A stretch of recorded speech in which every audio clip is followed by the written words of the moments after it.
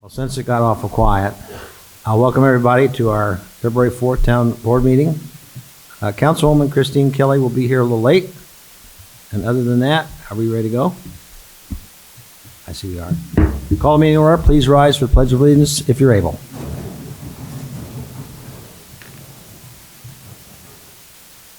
I pledge allegiance to the flag of the United States of America and to the republic for which it stands, one nation, under God, indivisible, with liberty and justice for all. Tonight, our invocation will be given by Pastor Willie James Hunter Jr. from St. Mary's Church, inaugural. This is your inaugural, sir. Come on down. Good seeing you again. This church hosted the MLK breakfast, I guess, for the last 2 or 3 years, I think. It was wonderful. So again, thank you for coming.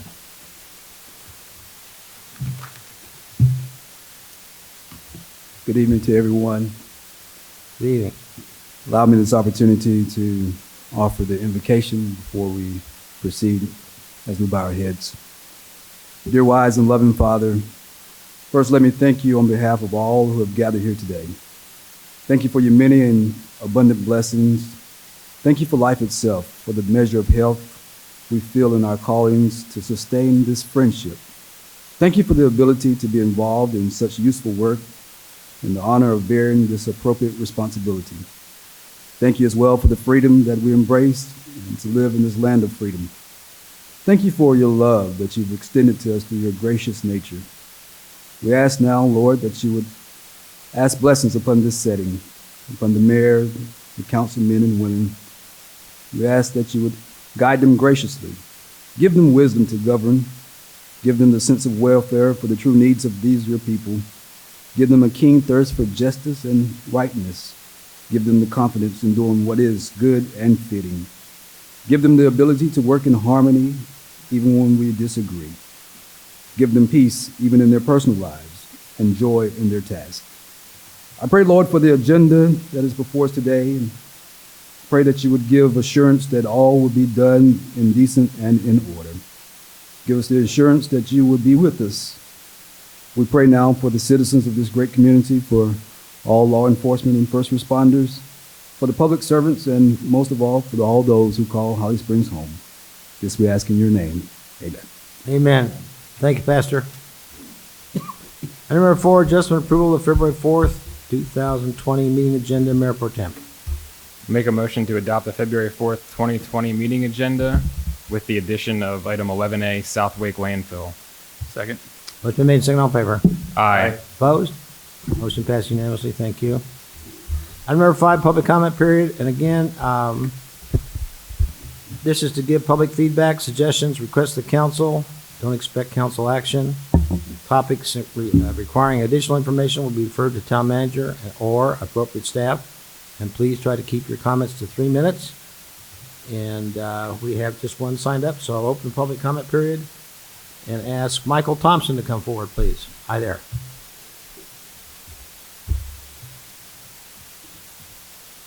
Thank you, Mayor Sears and Town Council. Appreciate the opportunity to speak to you tonight in regards to a project. My name is Michael Thompson. I live at 117 Occidental Drive. I'm an abutter to the Project 19 DP21 on 851 South Main Street. I do have a video available for a quick review and then comment. Right behind you.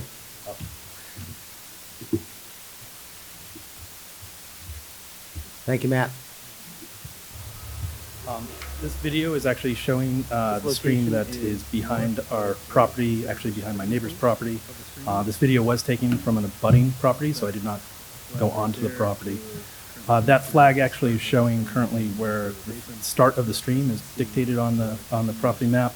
And as you can see, as this is about 25 feet north of the start of the stream, you can clearly see that there is running water within the stream and there's a defined channel.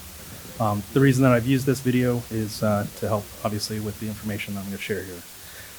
The reason I'm actually asking for you to table the request for this property at this time for the tree removal. There are a few reasons. The first reason is the majority of the requested trees for removal is within a wetlands area. My understanding is that the town cannot approve the request for trees to be removed within a designated wetlands area. This can only be done through permits from the state. The requests from the state need to include sediment erosion plans, a 401, and a buffer permit, which I do not believe have been approved based on the discussions with the NCDEQ. Without the state approval, it is imprudent for the town to approve this at this time. Second reason, I question the location of the start of the stream in the project plan. The current location of the plan is starting location right just north of my location at 117 Occidental Drive. There are two reasons for my question the start location. One, the town engineering department stream protection plan shows that the stream extends throughout the north of the property. Two, the stream on the north end of the noted starting point has a well-defined channel which looks to the eye to be wider than 2 to 3 feet. Again, without going on property, I can't define that it definitely is 3 feet. Per the North Carolina Environmental Quality website, the definition of an intermittent stream is as follows. Intermittent streams have a well-defined channel that contains water for only part of the year, typically during winter and spring. The flow may be heavily supplemented by stormwater. When dry, they typically lack the biological and hydrological characters commonly associated with the continuous conveyance of water. These features are regulated by the NCDWR and typically regulated by the U.S. Army Corps of Engineers. I do have a geology degree. I have studied hydrology and do understand that that is a well-defined channel that has not been addressed with the project plan. Based off the requirements from the state, actually in addition, a stream determination request should be submitted to the state for review on this property, which has not been done. Based on the requirements from the state, I ask you to table this request until the landowners can get the additional permits needed. Thank you. Thanks, sir. Thank you. At this point in time, I'll close the public hearing and go to agenda item 6A, oath of office, midterm appointment, planning board. Town clerk, Linda McKinney.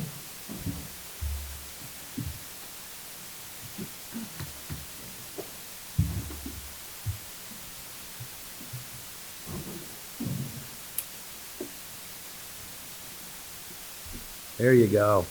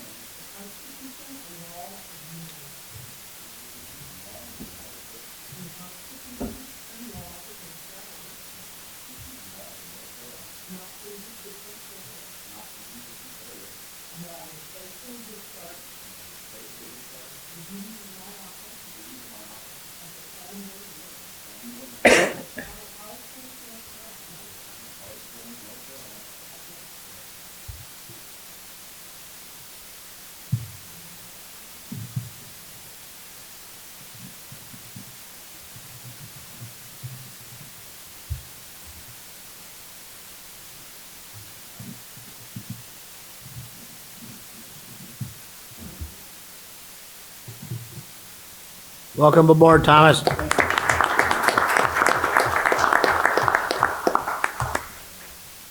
Appreciate it. Thank you, Linda. Agenda item 6B. This is something a little different from what we've done in the past. Mayor's Youth Advisory Board DECA presentation. And members of this board want to expand the reach of Distributed Education Clubs of America DECA to students who are not involved in the club by hosting an entrepreneurial contest summit for local citizens. And if Tay and Chloe could introduce themselves, you are on. Thank you for letting us be here today. I'm Chloe G. I'm Shahite Bibi or Tay. We also have a presentation. You got it? Okay. We have help behind you if you need it. Right, Matt? There you go.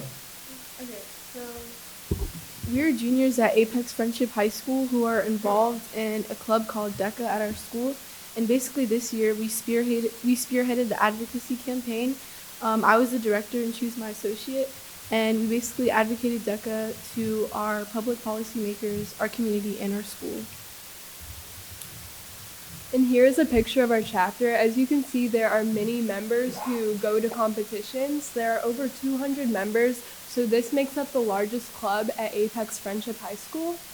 And so some of you may be wondering what exactly is DECA. So DECA is an association of marketing students who develop these skills of business and leadership as they are practicing for these competitions.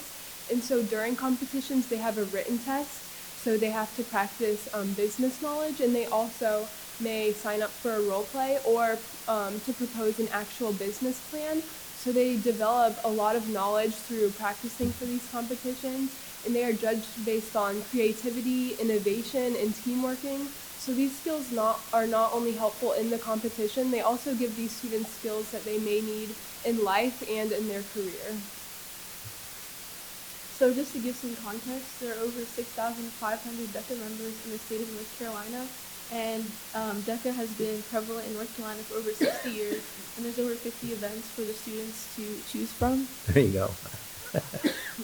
And so DECA really sparks an entrepreneurial spirit in its students, because some of these students, when they prepare a business plan, they are writing 10 to 20 pages about a business, and many of them don't actually get to enact this business, so they really get in the mindset of producing a business themselves.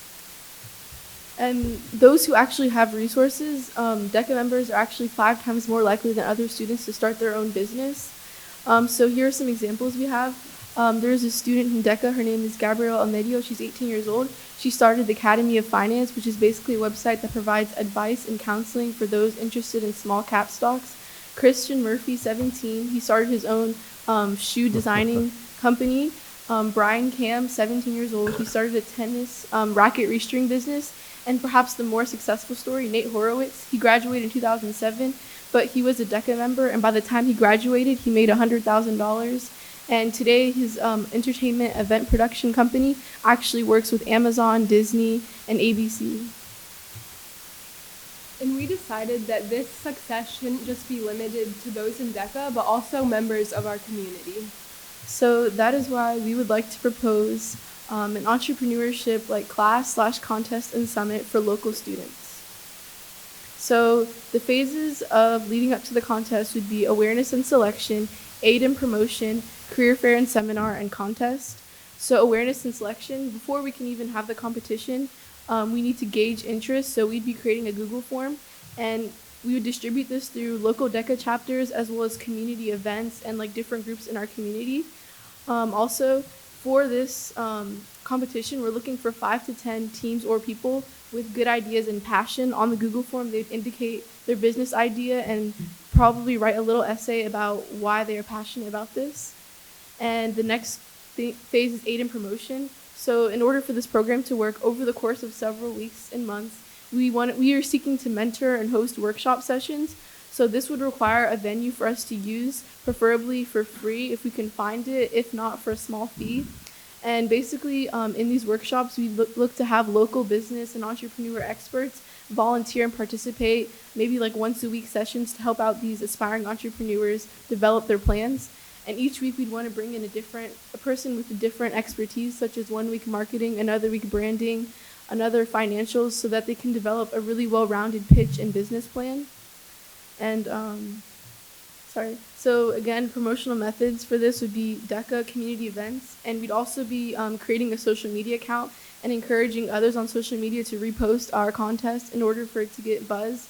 And also the council's aid. You guys are obviously influential in Holly Springs, so we think you guys could really help us with promotion. So we also wanted to host a career fair and seminar on contest day to really appeal to everyone in our community to make them want to come out and attend this event. And so we might have seminar sessions, booths, something how to manage finances, how to write a good college essay, or people that are involved in a certain career and want to educate the public on their career, how to get involved in that career.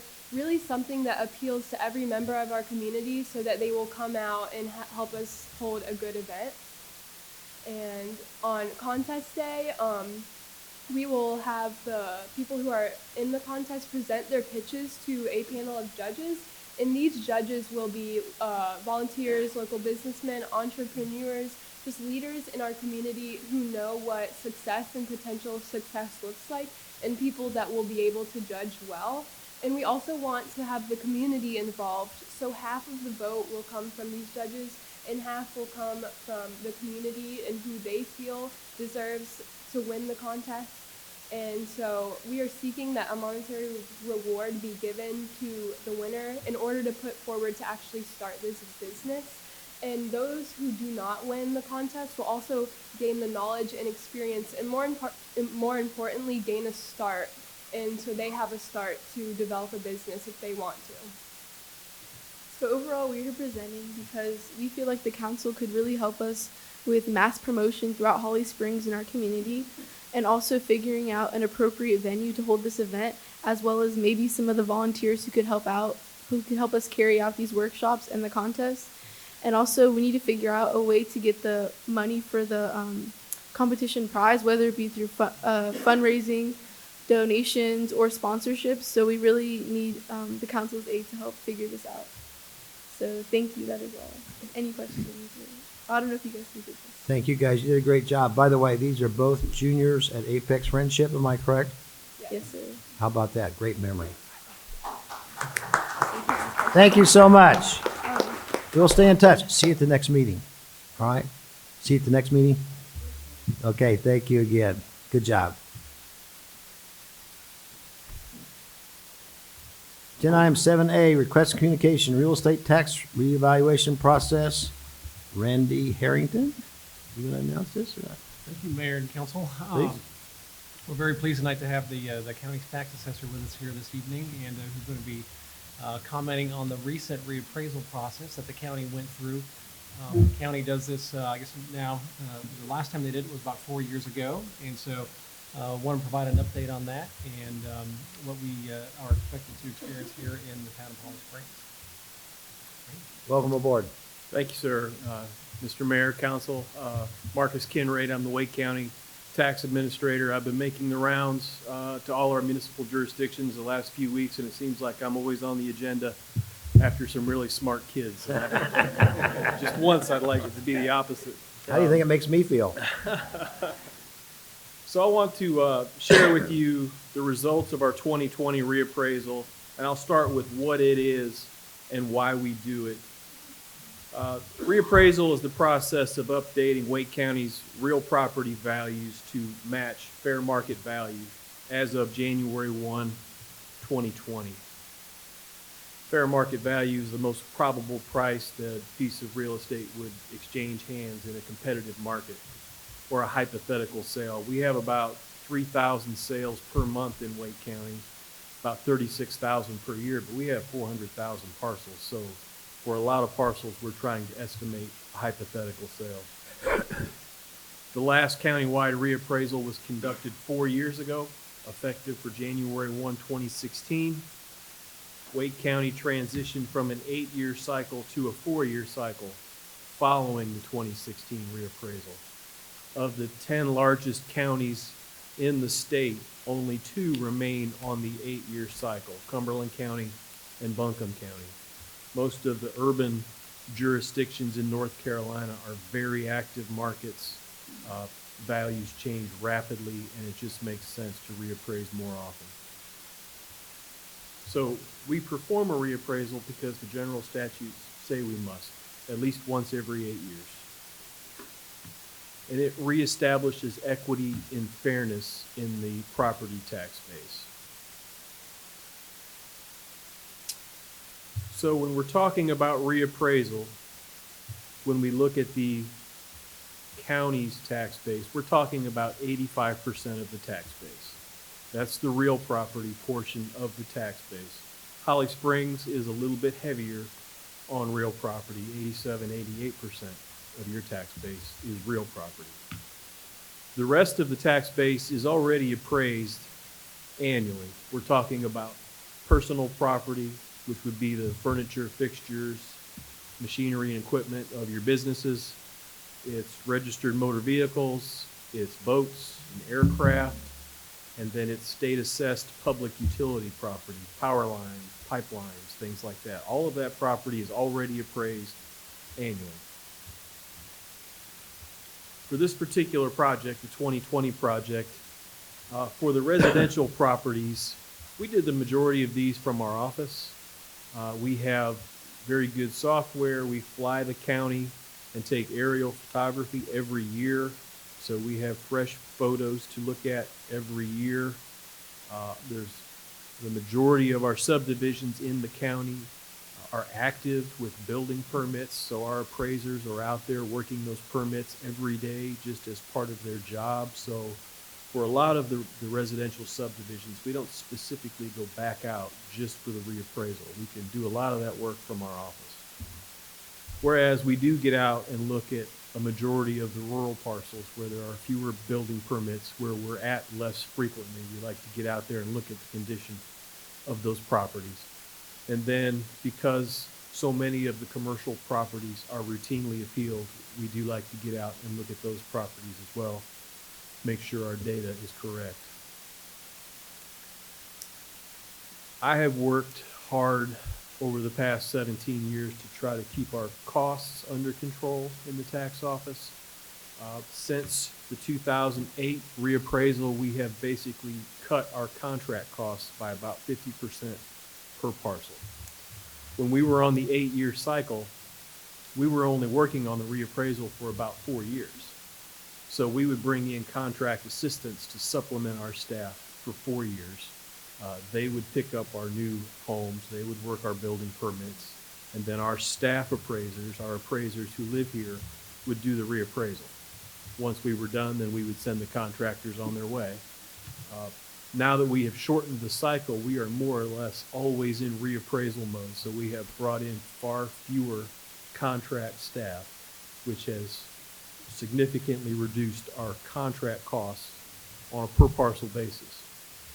However, since we did shorten the cycle, I have added 11 staff, mostly all appraisers, since 2016. So that has slightly driven up our per parcel count cost for full-time staff, but that is offset by the savings in contracts. So we have performed the 2020 project for less on a per parcel basis than what we did the 2016 project. And I think it's more accurate. So the question is, what does that cost the town? It doesn't cost the town anything more than what we charge on a routine basis. For our services, for all of our property tax services, we charge 0.2% of what we collect. So for fiscal year ended 2019, we charge the town $37,765 for our services.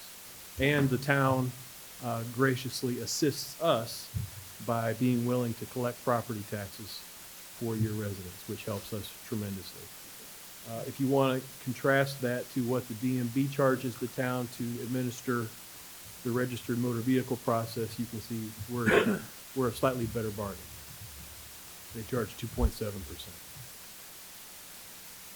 So overall, the reappraisal results average countywide was an increase of 24%, or about 6% per year. And that's driven by commercial, which is typical, an average increase of 33%, and then 20% on residential. To put that 24% into perspective, here is a 28-year history of reappraisal in Wake County. This is 28 years, starting in 1992. Some things to note: the total parcel count in the county has doubled in 28 years. The single-family residential parcel count has tripled in 28 years. I would wager to guess the population of Holly Springs 28 years ago was probably less than 2,000. At least. You can see how much the reappraisal increased in appreciating markets on the 8-year cycle. 43%, 43%, and 40% for 1992, 2000, and 2008 respectively. Big value increases like that generally create valuation sticker shock and always led to high appeal rates. So the 2016 project was sort of an anomaly. That was recovering from the recession. We conducted the 2008 reappraisal, and then shortly thereafter we entered the recession. bounced around in it for 4 years and then recovered from it for 4 years. So by the time 2016 came around, we were more or less awash. 2020, now we've shortened the cycle, but we're still seeing a 24% increase. So if one of the goals in shortening the cycle was to reduce that valuation sticker shock, I think shortening the cycle has helped that tremendously. Taxable value in 1992 was 21 billion. In 2020 is 162.2 billion. Just incredible growth. So for Holly Springs, the results are a 20% average increase driven by commercial, 31% commercial, 18% residential. Now this slightly lags the county average, and I'm going to show you some statistics here to try to explain why that is. If you want to compare the Holly Springs results to the other municipal jurisdictions in the county, here's the results for all 16 jurisdictions.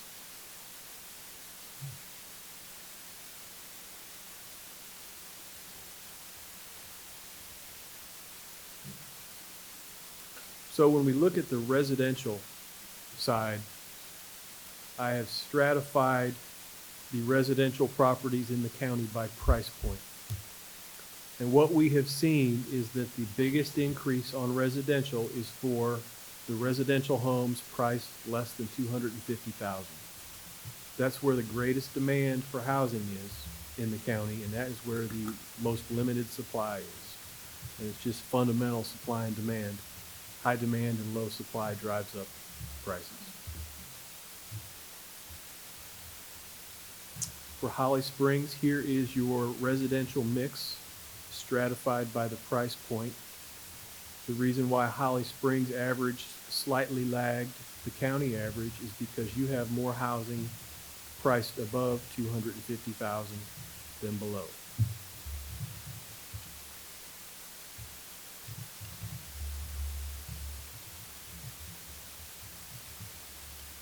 This is a heat map by township, and it is showing the results of the residential change in value for 2016. The reason I show this is because the difference for 2020 is quite dramatic. So blue was cold and red was hot in 2016. We saw average decreases in value on residential in the north, in the east, and in the southeast, and the value shifted to the southwest. Holly Springs is mostly in Township 6, and it was about a 2% average increase in 2016. For 2020, there's no more blue. Everything is some various shade of red. All residential properties are increasing in value, but the greatest increases in value are in areas of Raleigh, Garner, Knightdale, Wendell, and Zebulon. The reason for that is the majority of their housing stock is less than $250,000.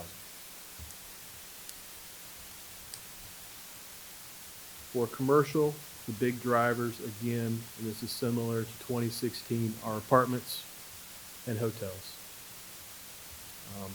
There were 83 apartment sales in Wake County in 2019. When we compare our new assessed values to those 83 sales, we're at about 98% of the market.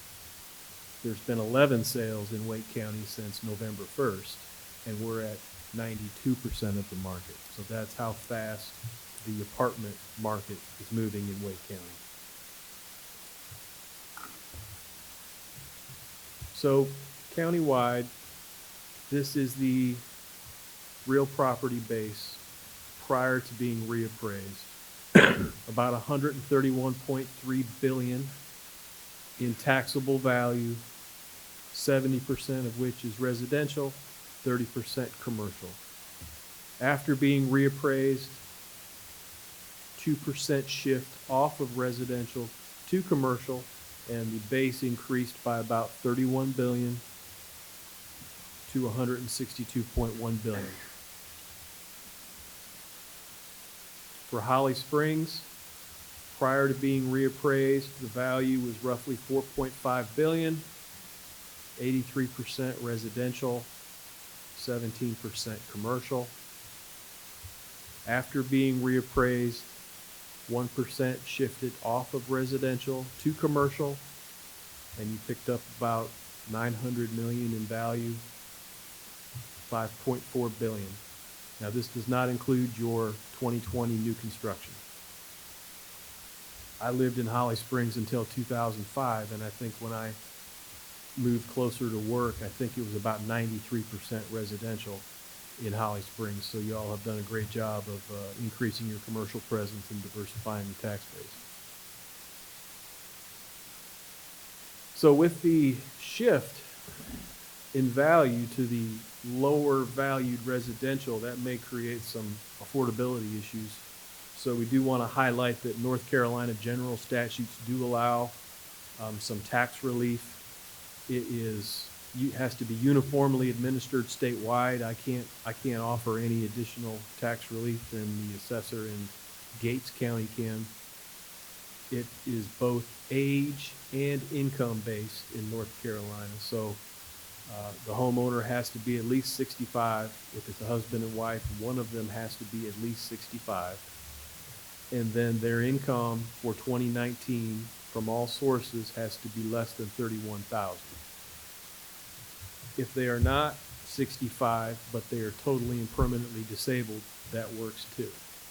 If they qualify, we can reduce the value of their home and up to 1 acre by 50%. Basically a 50% discount on their taxes. And that's an exclusion. They never have to pay that back. If their income is greater than 31,000 but less than 46,500, then there's a slightly different type of relief that's available. It's not value based, it's tax based, and it's called a circuit breaker. Assume that someone has an income of 40,000. What we would have to do is apply a 5% factor to that, or $2,000. Once their bill is computed, they would be required to pay $2,000, and anything above that would be deferred. It's not excluded, it's deferred. So we have to track that tax, and if they sell the property at some point in the future, they would owe that tax plus interest for the current year plus 3. Now, this is not a very popular relief program in Wake County. 26 properties qualify out of 312,000 residential properties.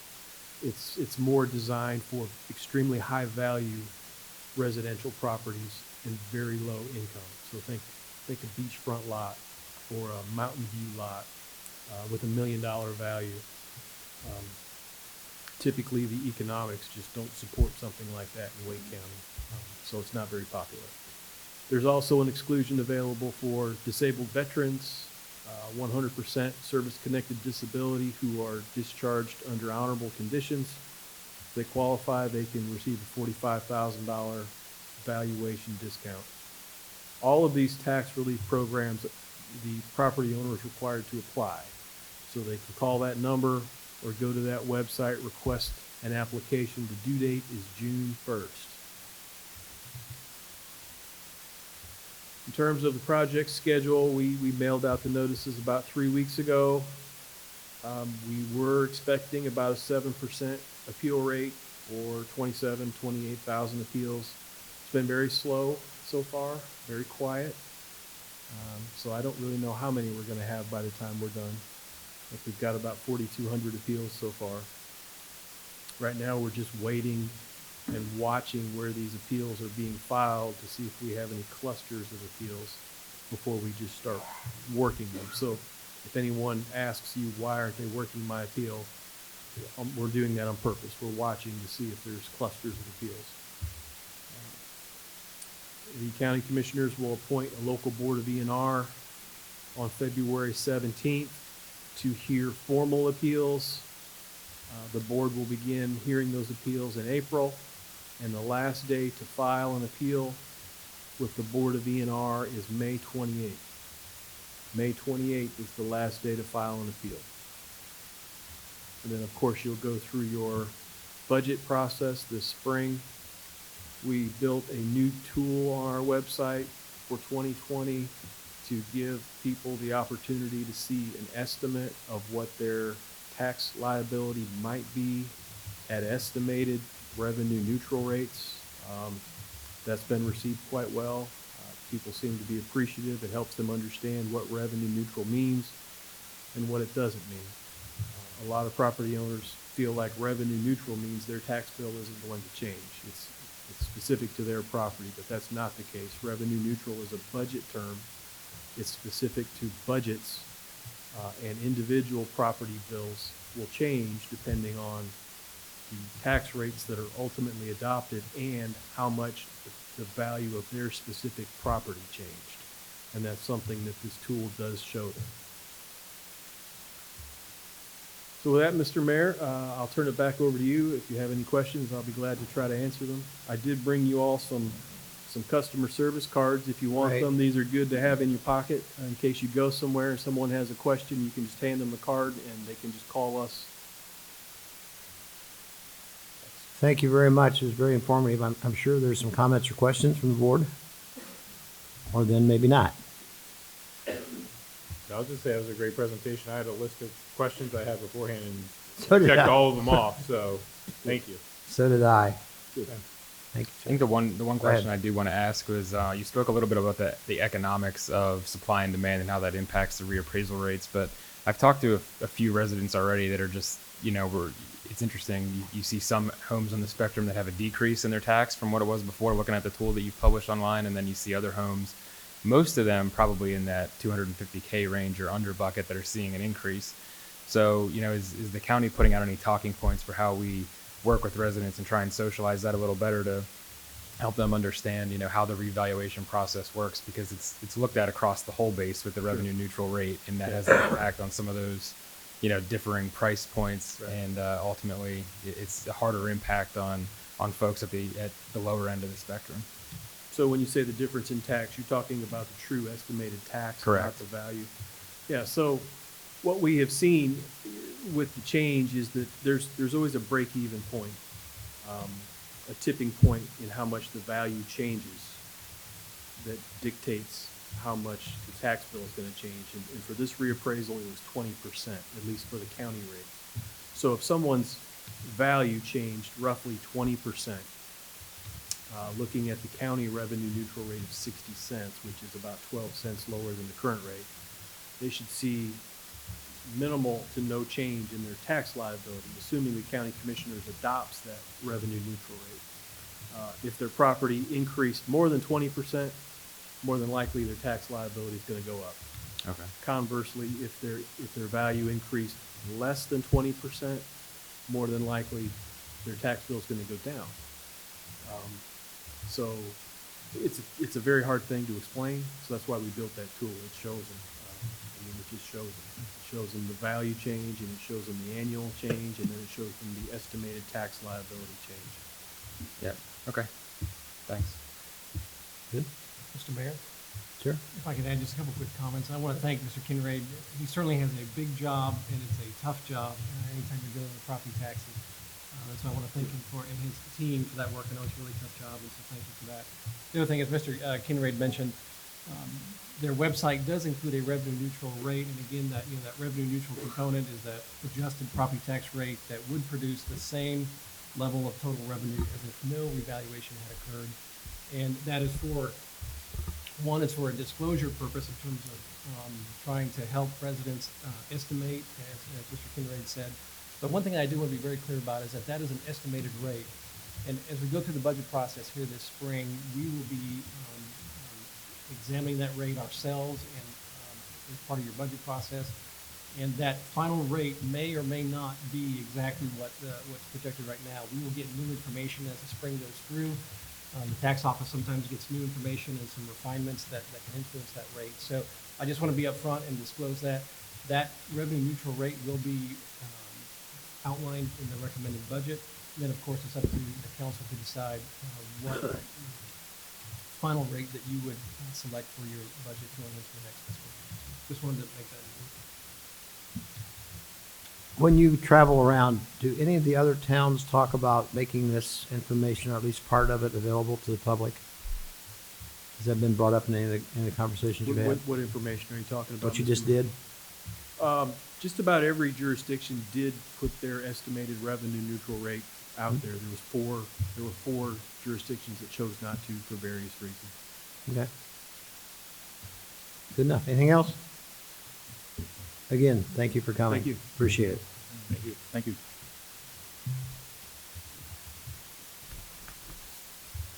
Agenda item 7B, request from communications. Census 2020 Holly Springs Community Outreach Program update, and that would be Gina Clapp and Cassie Hack.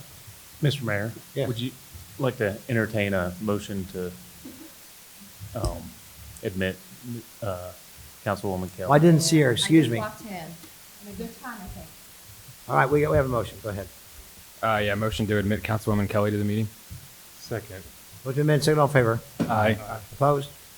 You're in. Thank you. And back to Gina and Cassie. Planning and zoning, communications and marketing. Yay. So today we're here to give you a quick overview of the importance of Census 2020, where we're at in our marketing program, and where we are getting ready to start launching some exciting community outreach programs. Tonight, there's no specific action required by the council, but we do encourage you to share this information. Social media, email, when you're meeting with folks, please let everybody know the importance of participating in the census. So what is the census? The census is a count of everyone living in the United States. This is really important for us here in Holly Springs, and especially the Triangle. We are a melting pot of the world. And so we have a lot of people that live in Holly Springs, as well as the entire Triangle area, that are here on visas. They're working, they're going to school, but they are not necessarily residents of the United States. They also are mandated to take the census. So this is an opportunity for the United States to understand just how many people are actually living in the United States. This is actually conducted by the U.S. Census Bureau, so the town of Holly Springs, Wake County, the state of North Carolina. None of us are actually involved with issuing this census. It is a purely federal program. And invitations are going to be sent out by the Census Bureau to all addresses in Holly Springs in mid-March. And we really want to make sure that everybody understands they are all short, quick, easy forms. There's no more long census, for those that remember that. So it'll take less than 10 minutes to complete, but the results from this census will have 10 years of impact for North Carolina, Wake County, and Holly Springs. So participation is important. It is also mandated by the Constitution. Does anybody realize this is the 24th time that the federal government is taking account of all residents living in the United States? So you are a part of history. And this number is used for 10 years. There are modifications to the numbers throughout the years, but this is the one opportunity that everybody in the United States has to reset the population numbers for their community for the next 10 years for the distribution of federal, state, and local tax distributions, as well as federal grant programs. The U.S. House of Representatives is also modified after every census is taken. The state of North Carolina, because of our growth, we are poised to gain an additional seat. So it is really important that we have an accurate count and that we encourage everyone to participate in this so we have a proper voice in our government. Also, businesses use our census information for making decisions. As I stated, it's easy. And another important information that we want everybody to know, it is safe and private.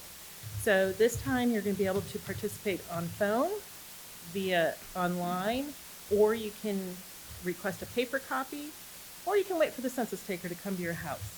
Any way that you respond, all of your responses are personally protected. If a census worker comes to your house, please work with them. They are sworn for confidentiality. If it is found that they share any piece of information that they collect in talking to anyone, they are subject to a $250,000 fine and 5 years in prison. The census and the federal government takes this seriously. So, as I said, it was important. In North Carolina, we've gotten $16 billion in 2018 and 19. Wake County received $27 million in their budget, and so federal money is significant that is distributed by population.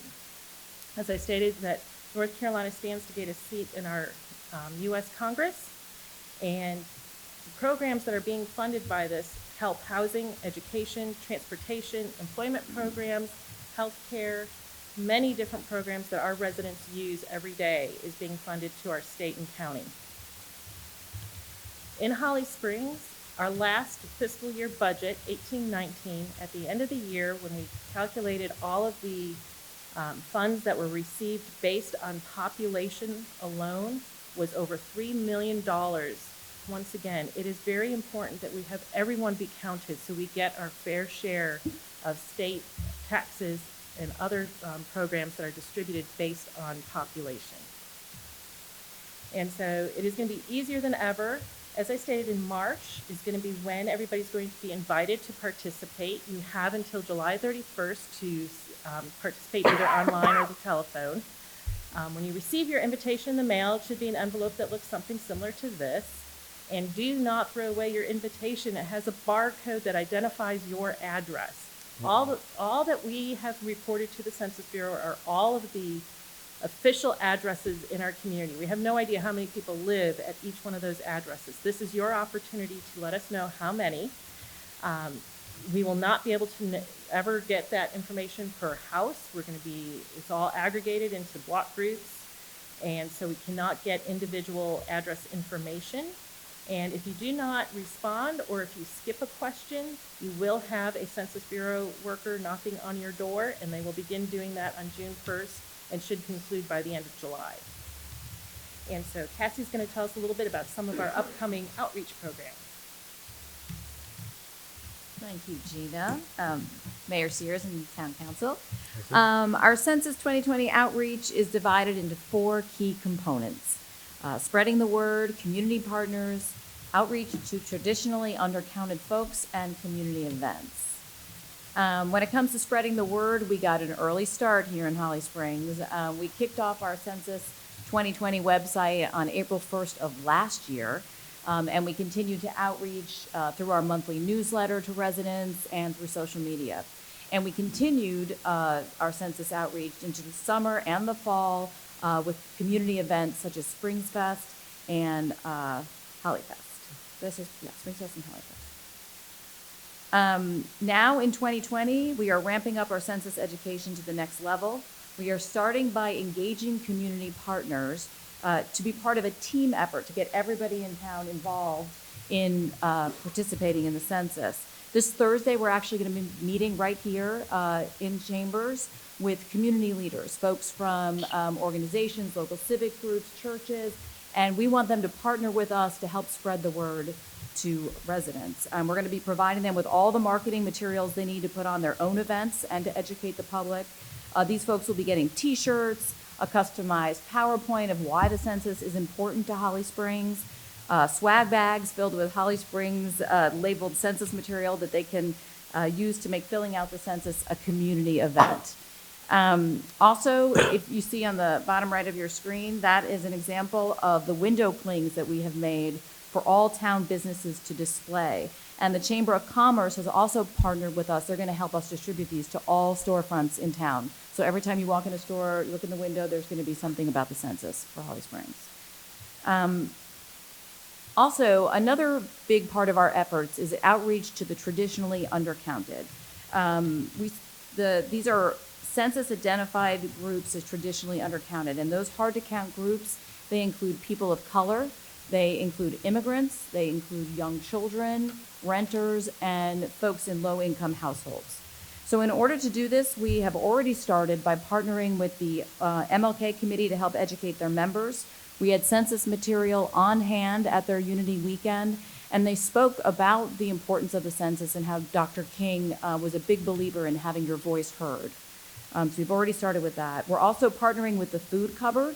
We're going to be supplying them with Holly Springs Census 2020 reusable cloth shopping bags. So when they pick up their food at the Food Cupboard, they'll be able to bring all their groceries home in those reusable shopping bags and keep using them throughout the census season. In addition, we are planning to actually take the census to the people because, as you heard Gina say, this is the first year you can actually do your census online. So we have outfitted the economic development trailer, thank you, Irina, and we're going to be taking it out to select apartment complexes and churches, and with the help of IT, we're going to have computers available so people can actually fill out their censuses right there, then and there on our computers. We're also including kids in our outreach efforts and making sure parents know just how important it is to include the little ones in the count because they are part of the count. Also, town staff plan to promote the census at various events through the spring and summer. Gina and I are going to be speaking to the Chamber of Commerce about the importance of the census at their breakfast eye opener. That is on March 10th. We're also going to set up a special census booth at the farmers market on March 21st. And hopefully we will also have the trailer at that point so people can check it out. April 1st is Census Day. We're going to be planning a day-long event to engage residents, hand out marketing materials. We're hoping to do this at a large retailer in town, hopefully Walmart, if we get approval. And we also plan to have Spanish-speaking staffers there so that there's no language barrier to learning about the census. Also, we're going to have a tent set up at the Spring Fling at Ting. I love saying that, Spring Fling at Ting. And plan to have handouts and education materials about the census at the Springs Fest celebration. And finally, Swanky Swag. We wanted to give you a glimpse at what kinds Did of you bring a shopping bag? I did. Everybody Wow. gets one over here. We wanted to give you a glimpse of what kinds of census materials we're going to be providing. Everything from great refrigerator magnet clips to frisbees, color-changing cups, pens, you name it, we've got it. Thank you. We wanted to make sure that the census had positive connotations around town so that people would understand that it's easy, safe and private, but so important to the future of Holly Springs. You guys have any questions or? Questions or comments? I just had a couple things. Thanks for all that. It was awesome. I got to at the Triangle J here a little bit more from both the Wake and the state folks. And so to put a finer point on some of these things, don't forget it's April Fool's Day. Yep, yep. And I asked them why they did that, and they had some interesting rationale because there was a move, I guess, this year to try and change it to sometime in May. But historical precedent took over. Just to put an exact finer point, per individual, it's $1,600 in federal funding per person that's counted and $200 in state funding. So, you know, we talked about those big numbers for the overall town, but each person does count. That's a significant amount of money when we talk each person federally and each person from state funding. So let's not forget that. And we are now the third fastest growing state in the entire country, only behind Florida and Texas. So thank you to all those New Englanders that are escaping from those high tax states that we just talked about taxation. And there are some jobs for those who are looking for jobs. The census is looking to hire some more folks, they said, and they're $13.50 an hour plus gas. Yeah. So if you have folks that are looking for employment during the census time, there's a good opportunity for that. And I know we'll probably get this out there somewhere, but there is, for the homeless community, also some very specific times, but they are very limited times that they're going to be doing homeless counts throughout the county. Is there anything I can do to help? You need some volunteers?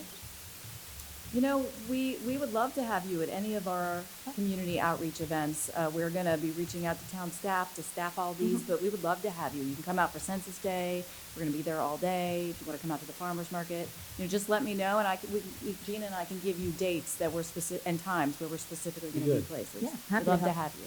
Yeah, that'd Be be good. Anything else? Seeing none, thank you very much, both of you. Good job. Appreciate it. Thank you. Important subject.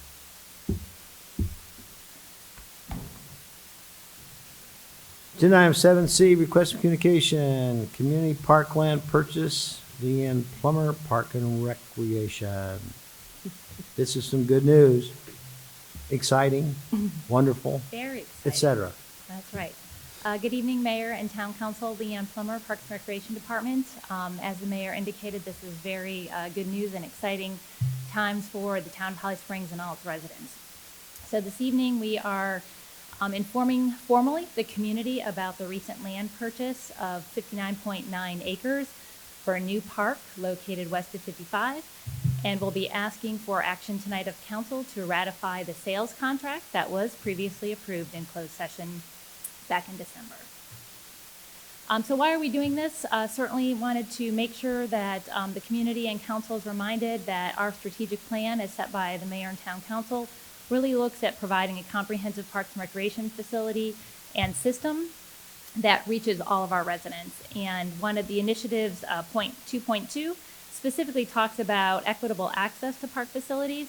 And with this purchase of the land, which will be a future park west of 55, it really serves our ever-growing community on that side of town. So I want to talk a little bit about the parcels. So there are 2 parcels that were acquired. The total is 55.9 acres. And those that might be a little challenged size-wise, Womble Park is just under 50 acres. So it's a little bit bigger than Womble Park if you're familiar with that great community amenity as well.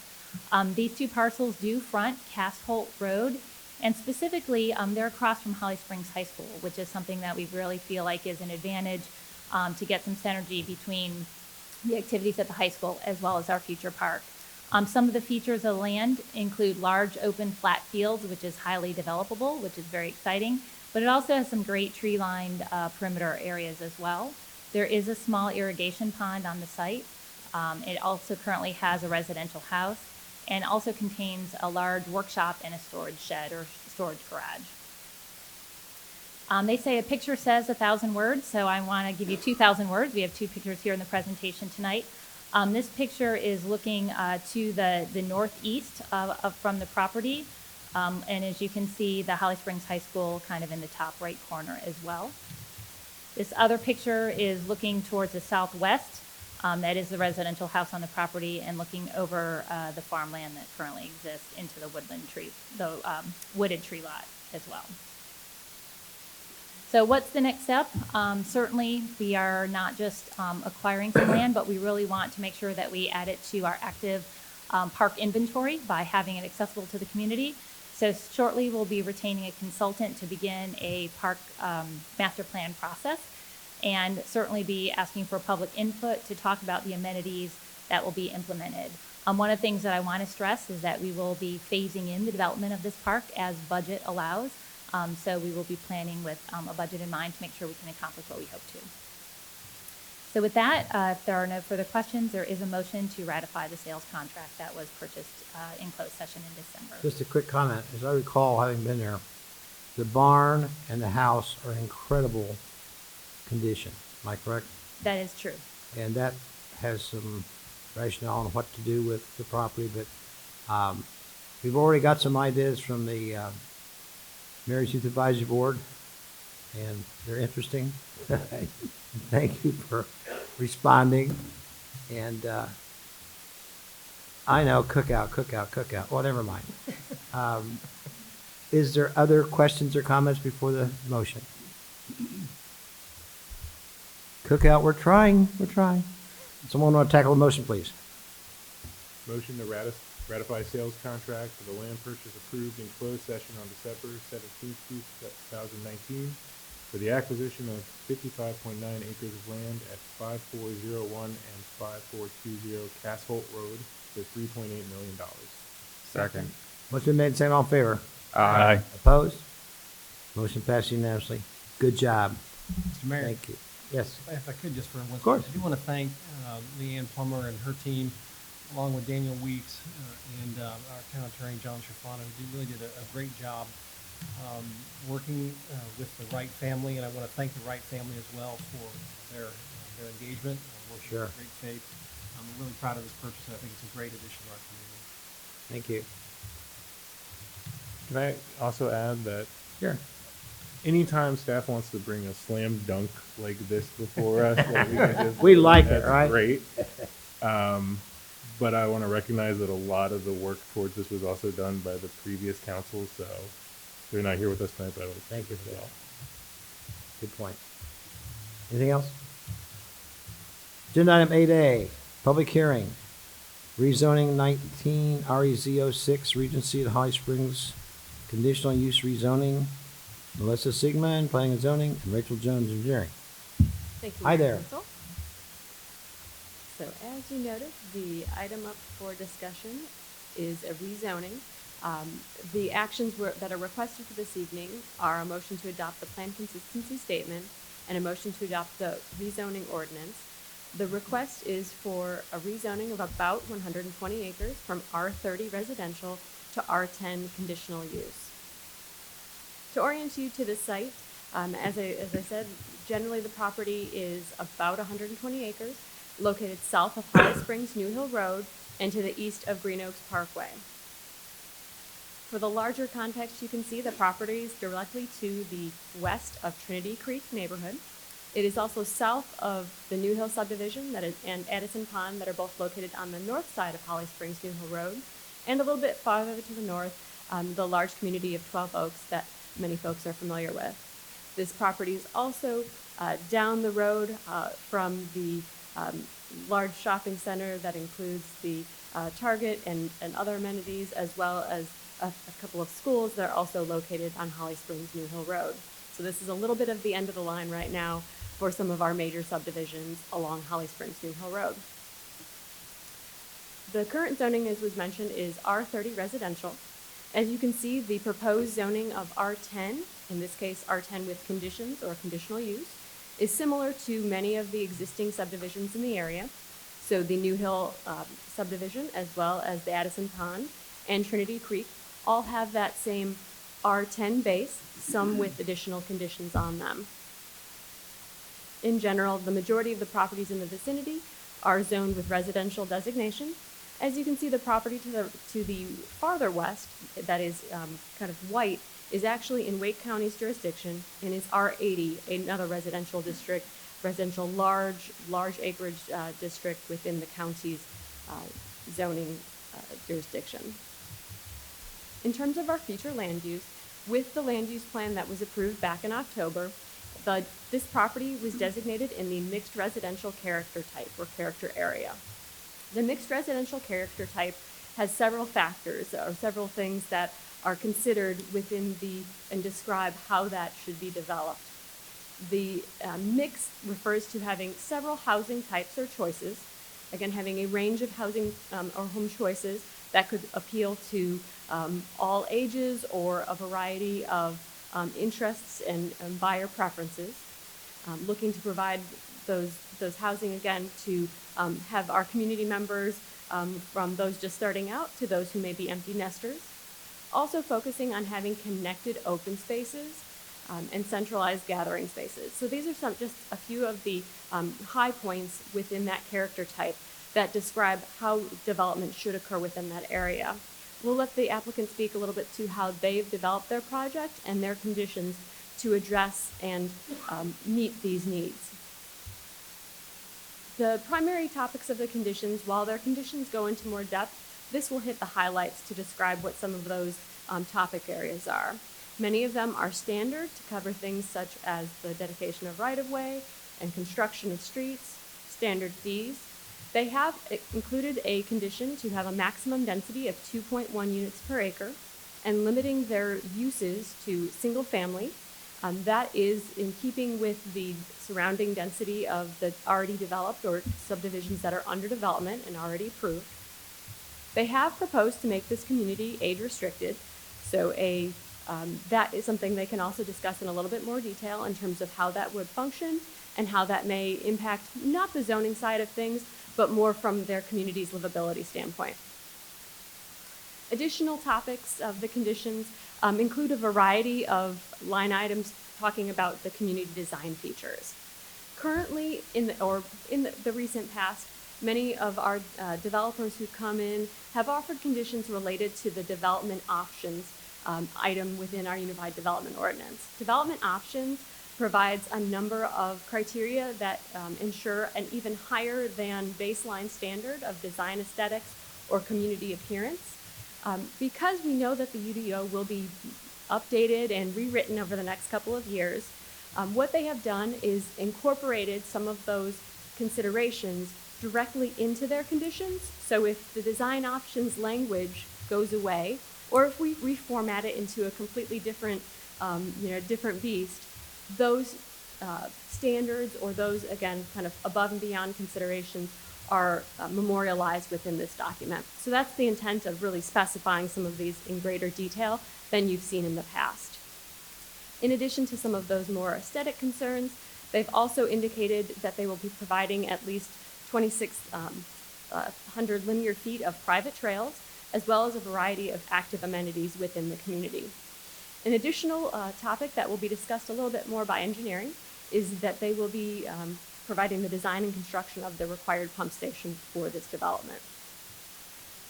And with that, I invite Rachel and engineering to discuss some of the engineering concerns. Thank you.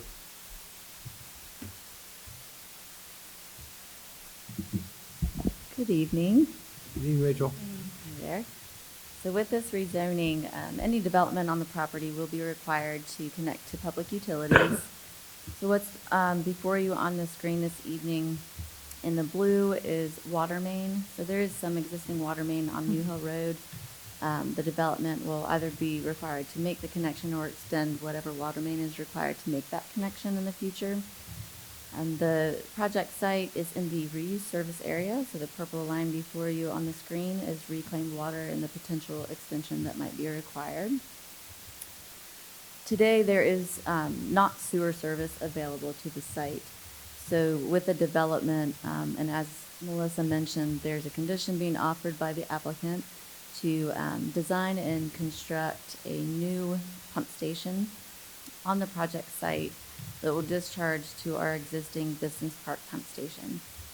An additional condition that the applicant has offered that is not in the packets before you this evening is committing to the financial responsibility for a sewer study with a development plan, and then with any recommendations for improvements or upgrades needed downstream for this area and at the existing pump station, that they would be responsible for completing those improvements.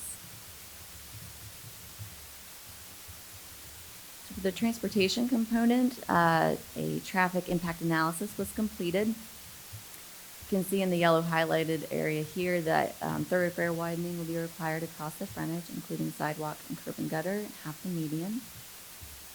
The highlighted areas here with the red background and the yellow cross indicated fee in lieu. So we have a proposed traffic signal at Green Oaks Parkway and New Hill Road that the development will be responsible to pay their proportionate impact toward. And similarly, the realignment of New Hill Road and Old Holly Springs Apex Road, a fee in lieu will be assessed proportionate to the project impact. You'll see the various developments in the surrounding area. Adjacent to Trinity Creek, we have New Hill subdivision that was recently approved, and then Addison Pond and 12 Oaks. So we're looking at a more complete pedestrian connection starting to come together on Holly Springs New Hill Road. So, however, at some point, crossing will be necessary. So at the time of development, we'll look at crosswalks and pedestrian connectivity to kind of get to the Addison Pond and 12 Oaks area and continue along that path.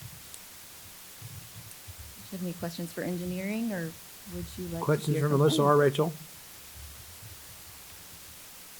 Seeing none. Thank you very much. Invite planning board. Would you like to- Planning board, Christian Seizure. Good evening, Good council evening. and mayor. How is everyone? We're doing good. How you doing? I'm doing great. All right. Doing good. So we heard this back in December. Great presentation. We learned a lot about pickleball, which you guys will learn about in a little bit. There was a little bit of questioning around the amount of houses that were going in for the acreage. And one person did vote nay, and their nay was because of restrictions. They wanted to see, one of the planning board members wanted to see more restrictions around the age restrictions, because it's an age-restricted community, and there was questions around, how do you know if a person of a certain age is not moving in? And, you know, if a certain person moves in, you know, an age-restricted person moves on, how do you make sure that the house is still remaining age-restricted? And so one person did want to have a little bit more restrictions around that. It was 6, 1, and 1. Yes, one Yeah. person was absent.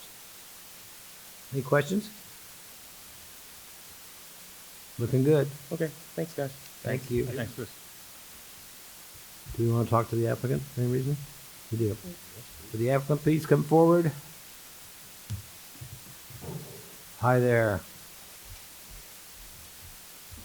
Name and address, even though everybody knows you. Good evening, Mayor and members of the Town Council. We're before you tonight for Regency at Holly Springs.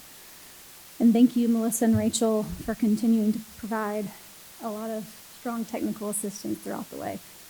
We wouldn't be here, and I'm never up here without good assistance from staff, so thank you. The conditional use rezoning tonight, as Melissa mentioned, is the first neighborhood to come before you tonight under the new comprehensive plan. The goal for the new comprehensive plan was to sharpen the town's vision, especially in neighborhoods. We know we're going to get housing. We know this is a very popular area, but how do we kind of sharpen that vision and make it more unique and better? So, you know, the town had a lot of series of public engagement forums held by the town during the comprehensive plan process that was started this time last year. And a lot of what I heard when I attended those and the town heard was the town needs to expand its housing choices for all stages of life. We've got the young families covered. We've got the moving up families covered. Now the town needs to work on creating neighborhoods for the active adults after the kids have grown and left the house. The designation of this parcel is mixed residential neighborhood. The vision discusses, as Melissa mentioned, using a variety of housing choices, which is why we conditioned using a variety of housing plans and collections, establishing a range of lot types so that there will be housing variety among these home choices. There is also an emphasis on active home space, as I'll show you later on in this presentation. Another part of the comprehensive plan is found in the executive summary, and it identifies objectives for the town as it guides new development. And this was another basis of why we framed our rezoning the way we did. One of them says, ensure that new housing is appropriate in type, location, and density to minimize environmental impacts and maintain community character. And Melissa touched on this as well. What's around us? Well, we've got Trinity Creek, which is zoned R10 and has a density of 2.16 per acre. You have above it the recently approved New Hill Road subdivision, which is around 1.7 units per acre. But as you all know, they have a variety of impacts with regards to overline power lines, which we don't have on this side. And along that every bit of their parcel is road frontage, so they certainly have some constraints to deal with. So we really felt like to make sure we checked the mark of harmonious with surrounding communities, as well as something that was appropriate to the surrounding area. You know, we're in the fringe of Holly Springs. We're surrounded by Duke Energy land. This is not meant to be high intense development, and we really wanted something that fit a niche market, but wasn't something that was all around. I think 12 Oaks has a lot of those housing types covered, and Trinity Creek certainly is an extension of that, but we wanted to provide something that was still conscious to our neighbors around us with regards to lot sizes, but really also pushing the envelope to give Holly Springs a type of subdivision that they don't currently have. So let's talk about what that subdivision would entail.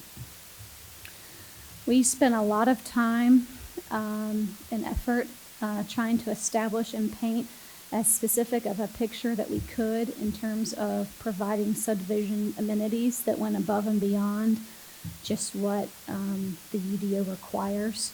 A lot of this is based on something that the developer wanted to do anyway, but then we saw how good the marriage was between what the developer was offering and what the new comprehensive plan was saying about creating more active public spaces, about expanding upon social gathering areas, and really creating a sense of place among subdivision residents. So the first thing is the walking trails. We're specifying a certain minimum linear square footage of walking trails.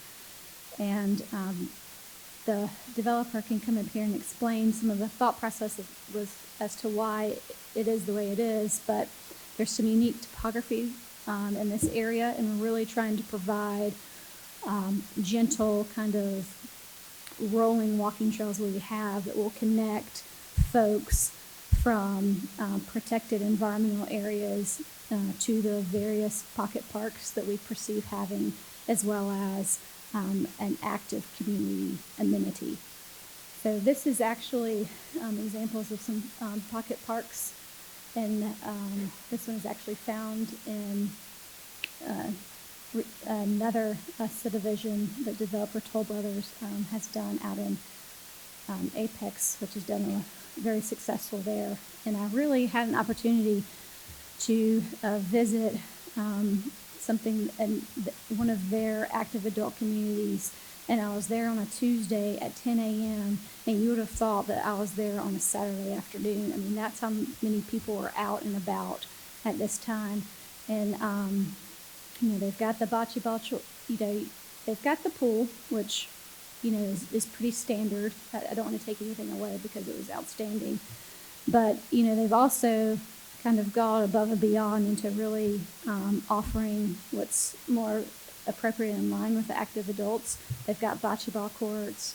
As Mr. DeShazer mentioned, they have pickleball courts, which, God bless them, these folks are out in about 30-degree weather playing pickleball, and you would have thought it was a lovely spring day. I mean, they were having a great time, and as I was talking to them, they state that they are here at least once or twice a week enjoying the sports ball courts. This is an example of the active amenity there. They've really gone, in addition to the outdoor grilling stations and gathering spaces area on the outside, they've also spent a lot of time and effort into the inside gathering space areas. You see the large expansive sitting area, the pool table, and this is behind the pool table with the kitchen and wet bar area that's available for rentals and hosting parties. And when I was there and I stopped in to the marketing, she gave me their social calendar, and it's quite full and extensive. They do yoga, book club, poker nights, cooking classes, pickleball league. There's a tennis league. There's a bridge, very active bridge club, in addition to a bocce ball. And I was just amazed. And she was telling me they also host, you can see there's brunches, holiday cocktail party, New Year's Eve dinner. I mean, I was kind of upset that I didn't qualify to live there, because it was such a sense of overwhelming community there, and it made me happy to see all these folks out and about enjoying themselves. I asked the marketing director when I was on site, what kind of people do you see here? Are they relocating? Are they downsizing within the same community area, and they're just wanting to still stay in town but just wanting to do a smaller product? And she says it's about a 50-50 mix of both. Of course, with Wake County, with so many people moving in town, there is a lot of folks that do follow their kids and grandkids down here and want to have, but understand that when the kids are at school and their children are at work, they want to really be involved with their community. And they've knocked it out of the park with this. So at this point, I will introduce Jeff Hockadell with Timmons Group, who performed the TIA analysis, and talk about traffic. Thank you. And then we'll hold our questions till the end.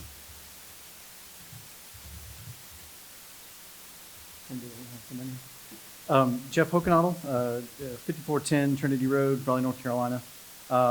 Worked with Timmons Group. We completed the traffic study for the subject development. When we did the traffic study for this development, we actually did not consider it to be age restricted. So when all the improvements that you see are for a non-age restricted community, the difference in traffic percentages it's significant. The age restricted is about 40% less across the board for both peak hours. Based on the findings in the traffic impact study, we recommended, let me step back. The study was reviewed and approved by NCDOT as well as the town. The improvements that came out of this were to construction of turn bays at both site driveways, the fee in lieu for signalization for the percentage impact for this development at Green Oaks Parkway and Holly Springs New Hill Road, as well as that says Green Oaks Parkway, but it actually should read Old Holly Springs. But at the Holly Springs New Hill Road, Old Holly Springs, Apex Road realignment, fee in lieu for that. So I'll be happy to answer any questions on the study.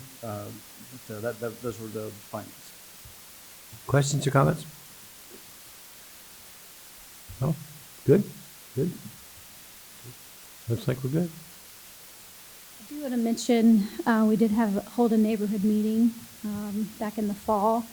And while we only had the representatives of the property owners present and show up, I did have some phone calls from Trinity Creek, obviously the closest neighbor. They asked about what type of housing was proposed. We talked about that it was limited to single-family residential. We also talked about that it was limited to age-restricted, which they loved and were happy about that because they saw it as a need and also saw it as less of a traffic impact and a community impact. With that, I also spoke to the management group with Trinity Creek. They agreed that it would be very harmonious with the adjacent neighborhood and commended us for, they said, well, wow, we can work simultaneously and we'll get the kids and you get the grandparents. So they were excited to see that there, and we're happy overall with that. I can't say I spoke to everyone, but the folks that did call me were positive that weren't able to attend the neighborhood meeting. Now that's the stoplight at the entrance to 12 Oaks. Is that correct? This right here? Yep. Yes, sir. Yep. Questions or comments, Laura? Laura, when I met with the team, I had some questions about, I think you talked about another style of house. Did that ever go anywhere? Did you hear that feedback? Very good question. You always have good questions. We did have that conversation. In fact, the very next morning at 8 a.m., my phone was ringing, which is, they said if we look in, and I don't want to speak for you, Councilwoman Kelly, but I'll leave a lot of it said, is there any thought with doing an even smaller housing product? Correct. Correct. And they mentioned that they do have a smaller housing, one-stage smaller housing product. And my next step was, we think outside the box. I know that's a word or term we like to use as much as possible, but we also work in the confines of the existing ordinances that are in play. So I did reach out to town staff and ask, because today, if this were to move forward and a subdivision plan was submitted, we would utilize the development option standards. And as part of being allowed to go down to smaller lots, it is set up where, in exchange for that, you have heightened architectural quality standards that you have to meet. And in particular, it deals with the garage, the percentage of the garage requirement on the front facade. It can't be more than 40% of the front facade. And so that really makes providing that smaller housing product impossible, because we then don't meet the architectural standards of development options. And I know you all are going through the special workshop I attended. I know you're in the process of some UDO amendments, and I did ask town staff if there was anything on the table about changing those architectural regulations and development options. And my understanding is that is not something that's being currently considered. So I was asking the applicant about just flexibility in housing, that perhaps in this new community that we haven't had, which is exciting, there's a lot of things exciting about it. Is there some options to maybe look at 5% or 10% could be smaller if you look at the options for folks that want to come and live? So that was really the question on the table. So Randy, the answer is no. Is that true? Is that a no? I don't know that it's a hard no. I mean, I think certainly in your updated land use and character plan, it envisions the potential for developments to have some varied housing types and sizes intermixed. And so I think that's something that we can certainly talk a little bit more about. And I certainly invite our planning director to add any additional comments on that. But generally speaking, I would not call it a hard closed door now. You have something to say, Melissa? Come on down. Thank you, Mayor and Council. Just to address that, in terms of, as Laura mentioned, with the development options, currently there are certain standards in place that require those heightened architectural, meeting those higher quality appearances. The garage, as a percentage of the front of the house, is one of those. So an applicant could choose to have either a smaller garage, a side-turned garage, a rear access garage, or other design options if they wish to utilize and have that smaller lot size.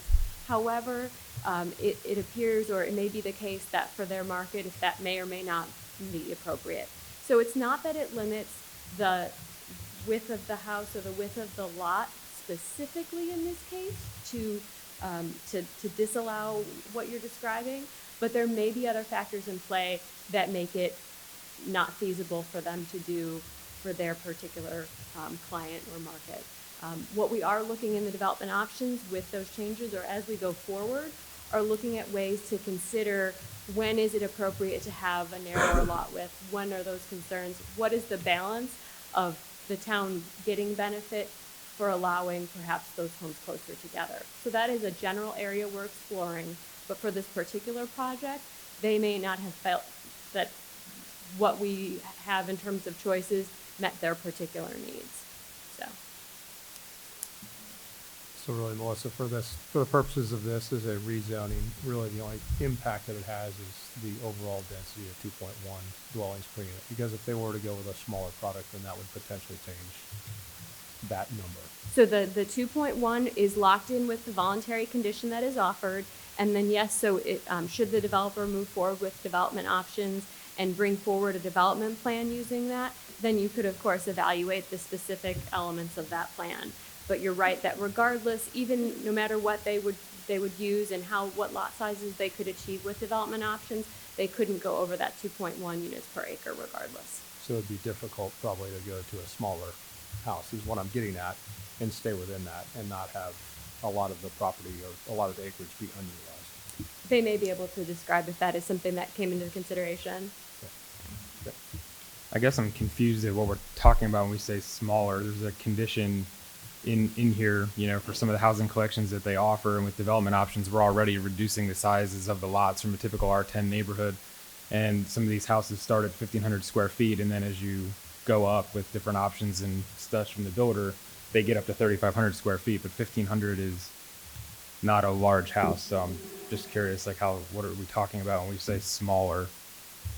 When we had a discussion, they said they had a house C, a C type that they had. Because I was wondering, I know it's 30%, so 70% of the houses could be the really large houses in this community. So if we look at a mix of things, and I know that the market, they're going to sell them what the market bears, but sometimes you need courage to have some flexibility in what you want to put in here.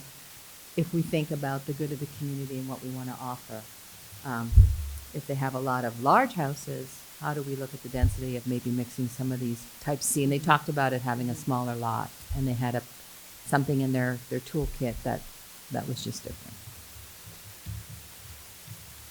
I guess to the staff, when this comes up, it was late in the process.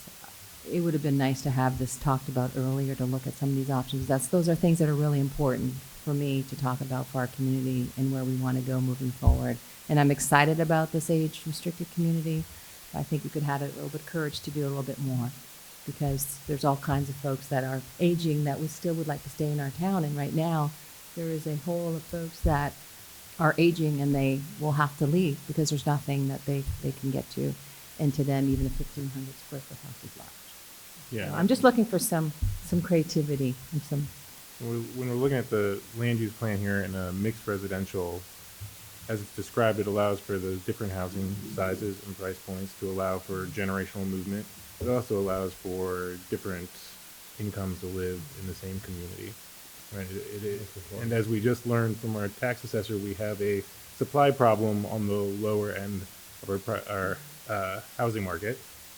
And when you talk to folks, there's not only a need for senior living, but affordable senior living for folks, because most people who are moving into these communities will be on some sort of fixed income as they move into retirement, especially as they're following their families.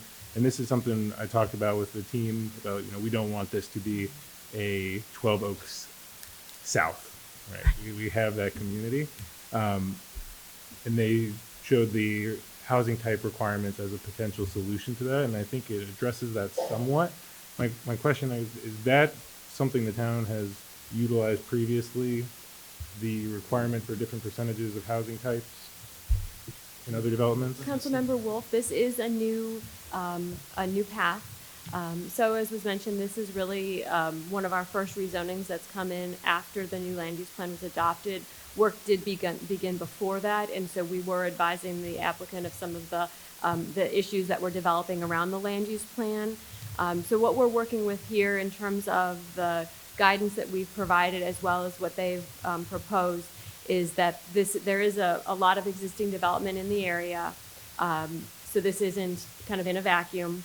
In addition, they were looking at compatibility as opposed to creating an enclave that might have been encapsulated of the whole spectrum of housing types right within their own development, as opposed to maybe complementing the existing kind of fabric of the neighborhoods.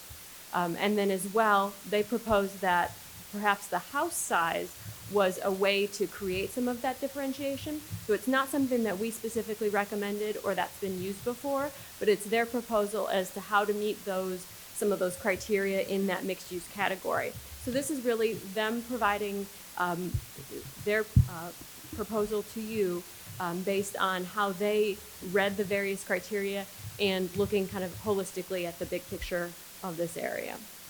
Sure, and I think it's a creative workaround, and I appreciate them coming with that. My question is, who's going to be responsible as this development gets built out for monitoring that and enforcing it? So in general, as the development project comes in, if it were to come in as a development options neighborhood, meaning that there were certain architectural criteria that they had to meet, at this point, it is really every single building permit gets looked at individually for those criteria. We may be able to develop, we're hoping with our process improvements that we're developing perhaps more efficient ways to do that. But nonetheless, essentially, when the building permits come in, they are verified that they meet any conditions of approval, whether it's that they have to have, shutters and corbels, or they have to have a minimum house size or maximum house size. So that is something that we already can regulate through that process. And then of course with the development options, it could be further refined as they bring their plan to you. They could further refine some of those categories once they have a full layout.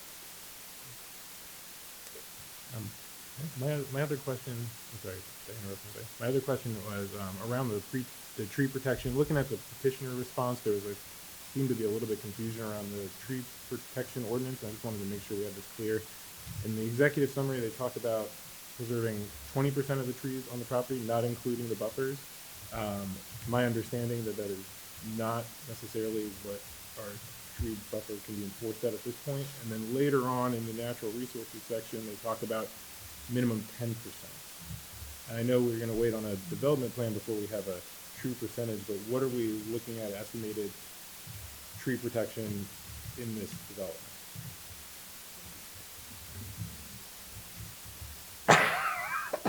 At this stage, we are looking at the minimum requirement for residential. There's certainly some opportunities, a lot of this will be well above their minimum standards, just because of not only of the significant stream impacts, but also a lot of the unique topographic conditions, and also wanting to have as much of a natural area remain undisturbed along Duke as possible, to try to preserve and protect. When you say well above the minimum, I don't know without a subdivision. That was my confusion. But again, just to be clear, not to jump into this, but that is not an offered condition for this Correct. rezoning, correct? So that will be discussed when we get to the development. So that's, I think they'll probably understand that as they move towards that to the development side, but for right now, it's not an offered condition as part of the rezoning. I understand.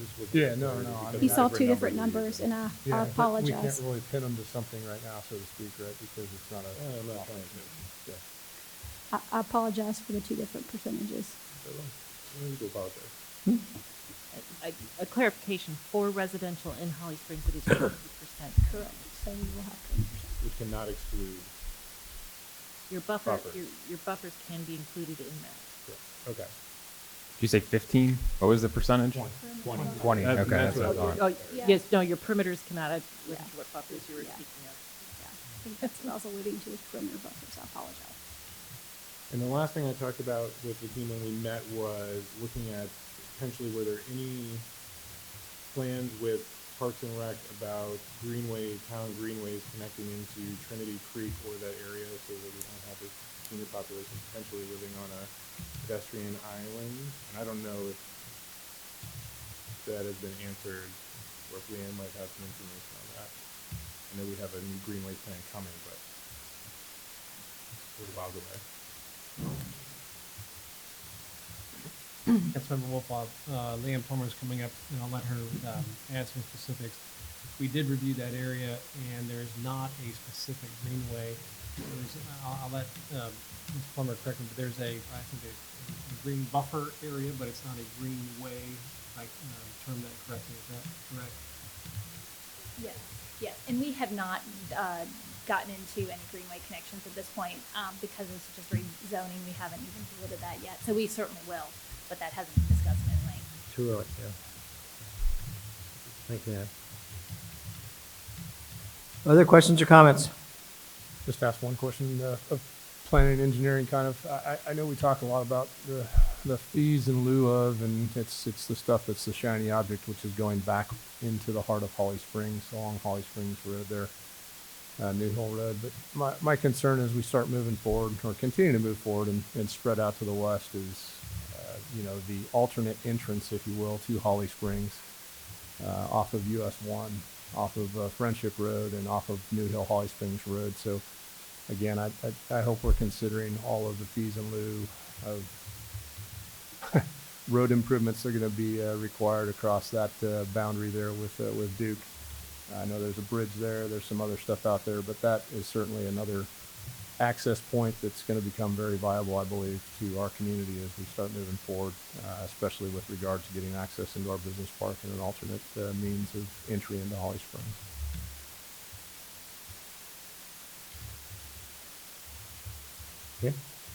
Ms. Hallman, could you comment on something the planning board had mentioned about the covenants within the neighborhood and the age restrictions? So from a zoning standpoint, what's included is sort of not enforceable from a town perspective, but within the association's covenants, what is the plan to restrict that and how will it be enforced?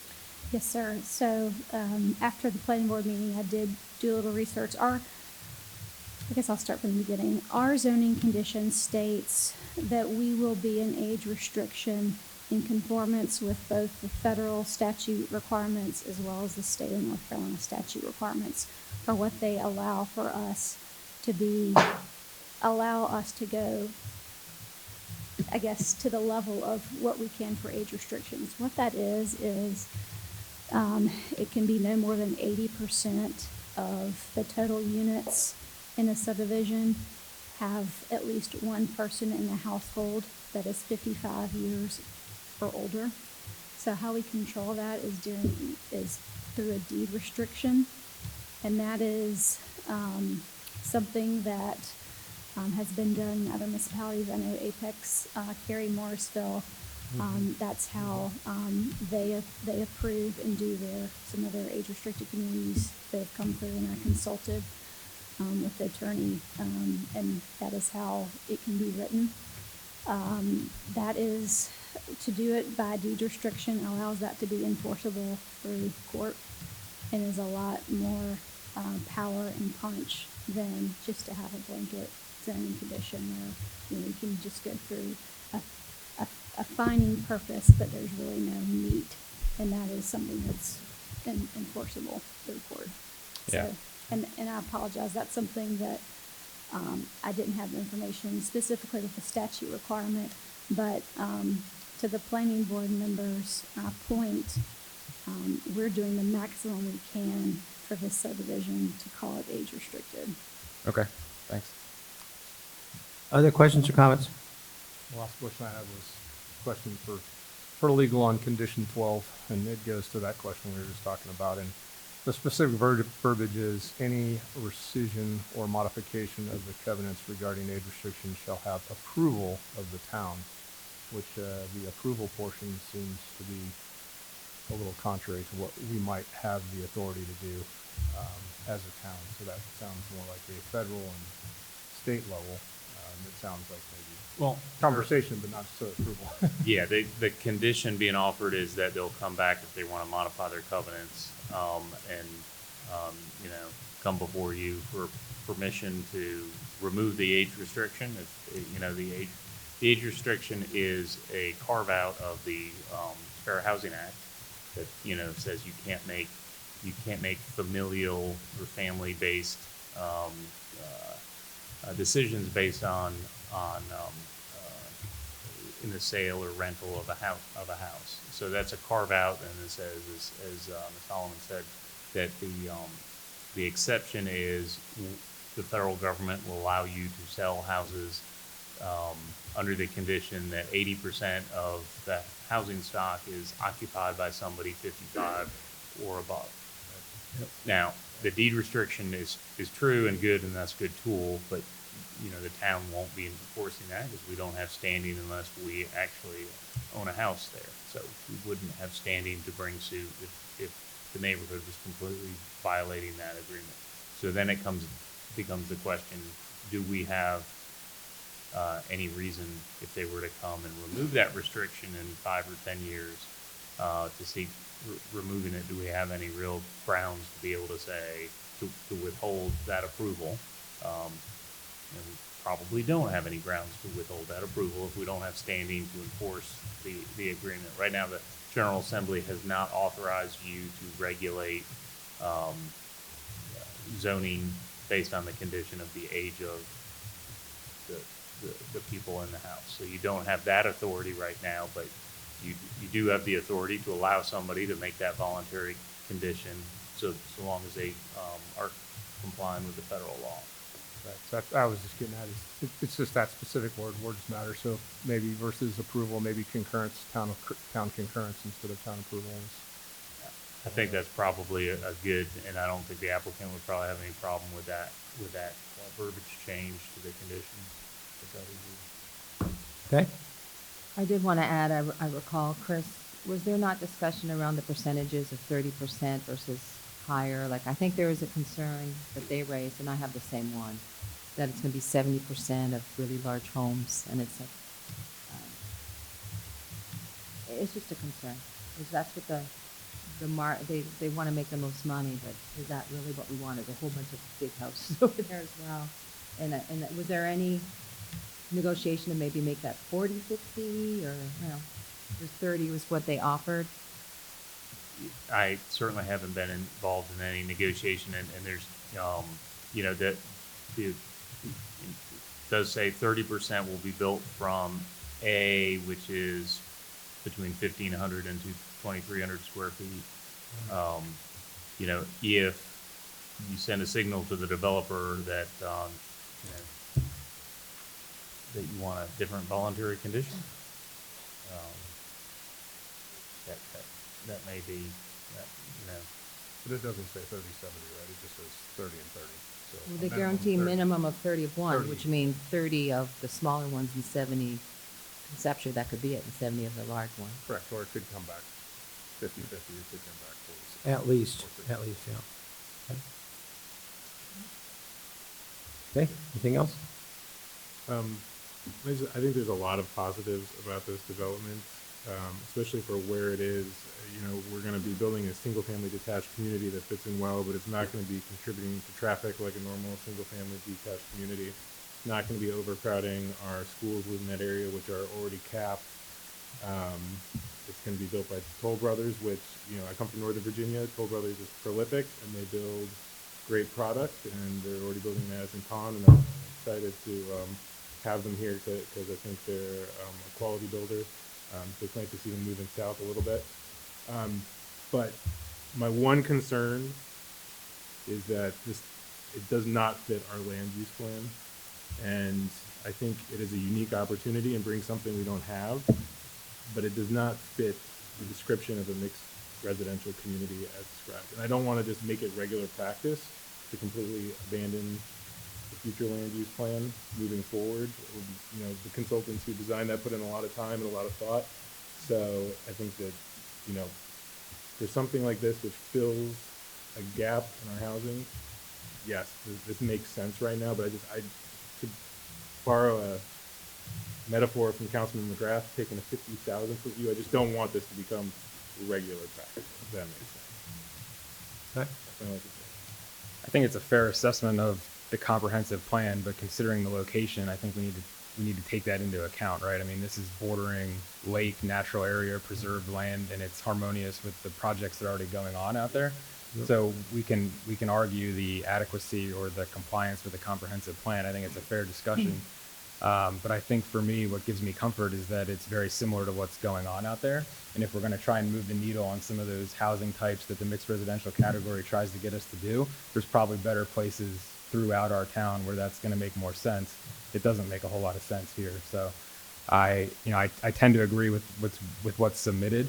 But I hear you on the consistency with the land use plan, and, you know, there's an opportunity to take a look at that through the form of a motion as well. Anything else? All set? Thank you. Thank you very much. At this point in time, we're going to open the public hearing, and no one has signed up, so we're going to close the public hearing. Any further discussion from the council? Before we move on to the motion, is everyone in agreement, or do we have any consensus on the word concurrence versus approval on condition 12? Know it?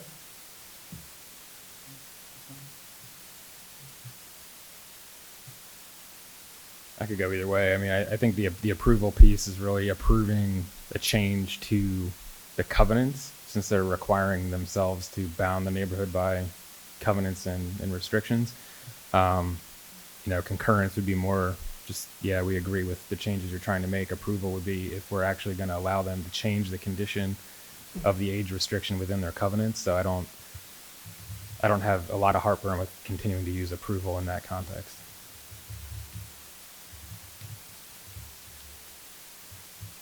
You lost me, so you're in agreement with I'm fine with what's written. I think his question was on one of the conditions that he had raised a verbiage change on. Right. So he was asking if there's consensus to change that, or if we leave it as is. I'm fine with what's been presented. It's one of two motions, that's the reason I asked, yeah. Any further comments on this particular statement? So on condition 12, what would change? Sorry? My only proposal is to change the word approval to concurrence. We can't change voluntary conditions, No, so no, no. we'd have to ask the applicant Correct. to Yeah. agree to that change, and if they do, then. Correct. So are you ready for a motion or not? Go ahead. Make a motion, the requested zone map change from R30 to R10 CU is consistent with the Vision Holly Springs Comprehensive Plan and future land use map designation of mixed residential neighborhood. The R10 CU district will allow for the development of a residential neighborhood that provides a range of home choices and provides additional housing options consistent with recommendations of the comprehensive plan. Second. Been made second, all in favor? Aye. Opposed? Motion passed unanimously. Number 2, I think, yeah. Oops. All right, number 2. Motion to adopt plan consistency statement. Second. Motion been made second, all in favor? Aye. Aye. Opposed? Motion passed unanimously. Thank you. That should do it. You need number 2. Can I just ask a question on what the as revised? Oh, yeah, that's right. Yes, please. This is based on the discussion that Rachel from Engineering had earlier regarding The sewer. the expansion Sewer. of that sewer condition. Okay. So there are still the same number of conditions, so that there is that additional paragraph that provides a greater clarification regarding the applicant's responsibilities. I'll make the motion to adopt rezoning ordinance 20 REZ01 to approve the rezoning from R30 residential to R10 CU residential conditional use with the petitioner's offered conditions as revised. Second. Motion made second, all in favor? Aye. Opposed? Motion passes. Thank you unanimously. Thank you, Ms. Agenda item 9A, consent agenda, Mayor Pro Tem. Yes, sir, Mr. Mayor, I'll make a motion to approve the consent agenda. Second. Motion made second, all in favor? Aye. Opposed? Motion passed unanimously. Thank you. And moving right along. I heard something. Is anybody else hearing bells? No. I think I need a break. No, never mind. Agenda item 10A, new business tree removal from 851 South Main Street -DP, or 19-DP-21. Sean Ryan, Planning and Zoning. Good evening, Council. As the Mayor said, Sean Ryan with the Department of Planning and Zoning.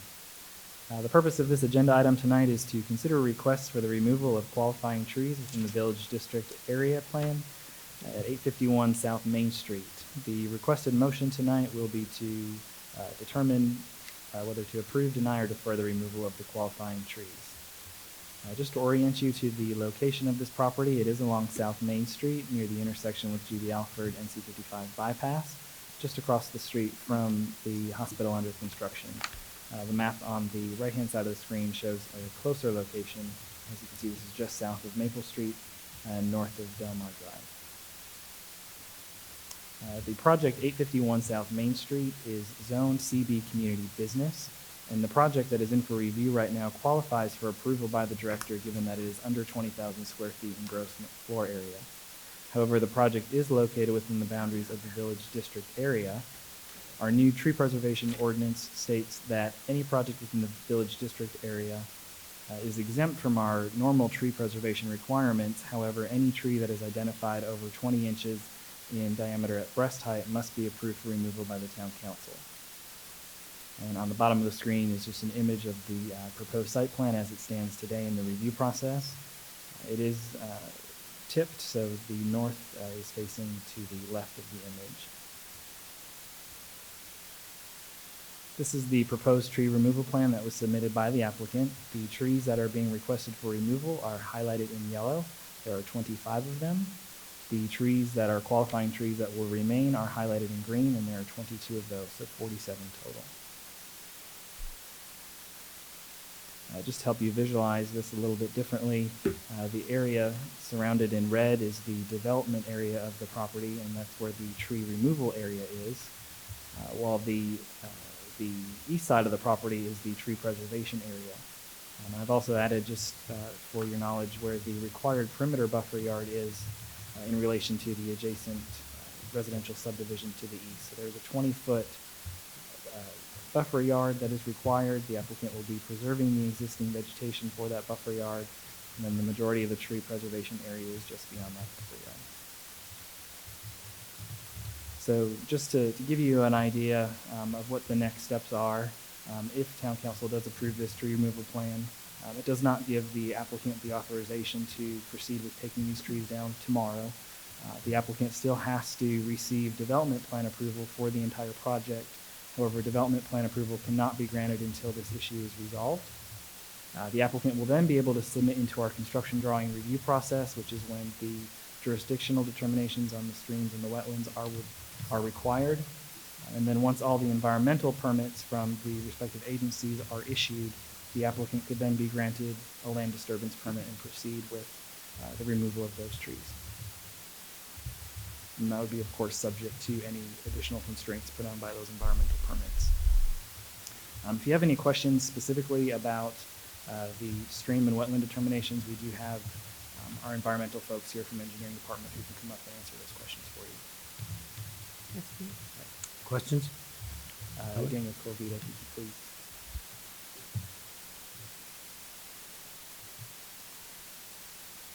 Daniel Calabito. Good evening, everybody. Good evening. Good evening. I'll start, Daniel, with a question. Could you just elaborate a little bit on the jurisdictional determination and kind of take us through who the agencies are, what they will look at, what they will provide us to make sure that the trees that are contained within that buffer or within the stream are being protected in that area? Yes, sir. So a lot of the things that Mr. Thompson said were accurate. One of the things that seems to have been in question is the origin point of the stream. It is shown on our stream protection plan going up further into the watershed. Oftentimes what we see is that point is actually further down because the stream protection plan is drawn off of the maps of record, which are based on antiquated information, topographical features. They're not field delineated. So a lot of times you will see that origin point move down. That origin point is determined on a variety of factors, one of those being channel definition, but there's like a scorecard that takes into account a list of abiotic, biotic factors, morphology, sorting of stream material, etc. They try to make it objective as possible to score that. Typically, we see the agency give concurrence with qualified consultants, meaning that if that's where they delineated it, that's probably within the ballpark of where it actually is, barring something unforeseen. So that would be at the behest of NCDEQ and the Corps of Engineers. The wetland area, as determined, would be solely at the behest of the Corps of Engineers. They'll come out and say, yes, we agree with the flag. This is where the wetland is. However, it would be allowed to be impacted if they gain approval through their development plan. So they show that they did the best they can to avoid and minimize their impacts, but without this part of development, their plan is otherwise null and void. They show substantial hardship, so they can't develop their property. So it appears from, if they gain concurrence on this, it appears from the plan as they submitted it, that would be approvable under our process with the required restrictions. Regarding the video and the presence of water in the channel, it's obviously an area of drainage. It's just really about where that regulatory feature starts at. And they typically don't look at flowing water as a factor, because it just depends on what's happening in the environment, rainfall, etc., what's running off. But until we have that determination, that concurrence from the agencies, obviously we can grant that removal with a condition, but council doesn't have the regulatory authority to grant removal in that wetland until we have that concurrence and that determination in hand. We usually don't see that until they submit for construction drawing approval. So they would take their development plan, send it in, they would get that concurrence, and then they would submit that as part of a package for their construction drawing / civil site approval. So, will the trees be removed before we hear back about that? No, ma'am. So nothing can be touched? That's correct. So what is the harm of us waiting to hear if that wetland determination is determined? I will not speak to that. That's for you guys to discuss.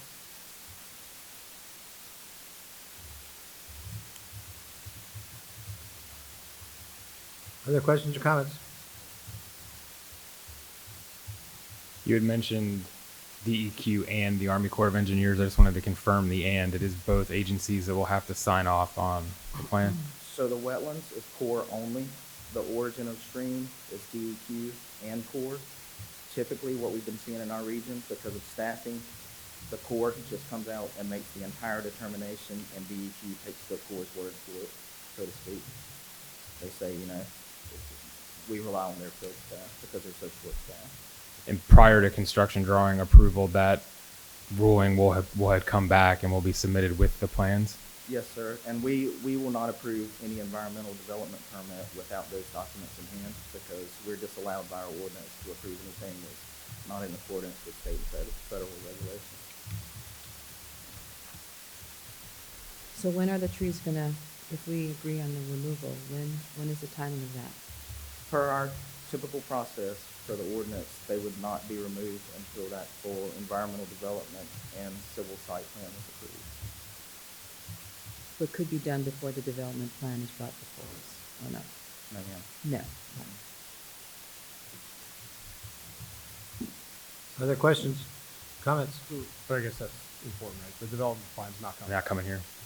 It's a staff review, so I guess I mean, if we don't have questions for the staff, I'd certainly like to hear from the applicant, what actions they've taken up to this point too. Real quick before, if I may, earlier today, we were told that staff recommended that approval of tree removal can be conditioned upon review and concurrence with NCDQ or the Corps. It sounds like that concurrence will come with the development plan. So do we even have to condition that? I think the one piece, and I'll ask Mr. Colavito to correct me if I'm wrong, but does the North Carolina Department of Environmental Quality or the Corps require some action of council though up front in order to review it in the first place? No, sir. I think that sort of where we're at with it is, even if the Corps allows those wetland impacts upstream of the stream origin, they're going to allow those impacts, right? That doesn't necessarily mean that you have to allow the tree cutting under the UDO, right? So then the wetland is permitted to be impacted. However, you could still say this is not meeting the intent of our tree preservation ordinance. I think that's the rub that they're at. And I want some clarity with the development plan because it's under the 20,000. Does that mean it will be in front of council again or not? No. So this is it. So I will ask again, why don't we wait to hear the determination from the impact of the wetland plan and then decide then?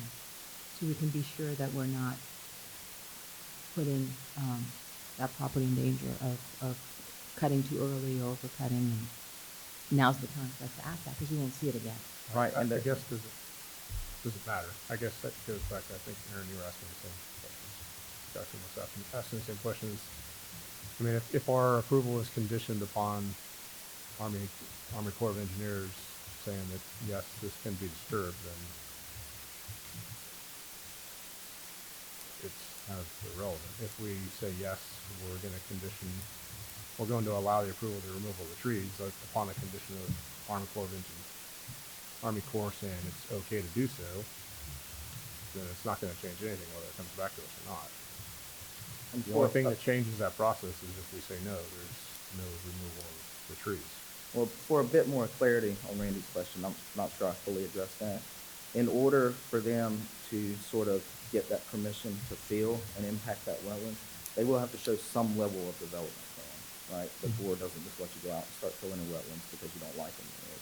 You have to show this is what we're proposing to do, at least on a very cursory level. So they'll need that first step of development plan that they can submit, which would presumably match what they presented.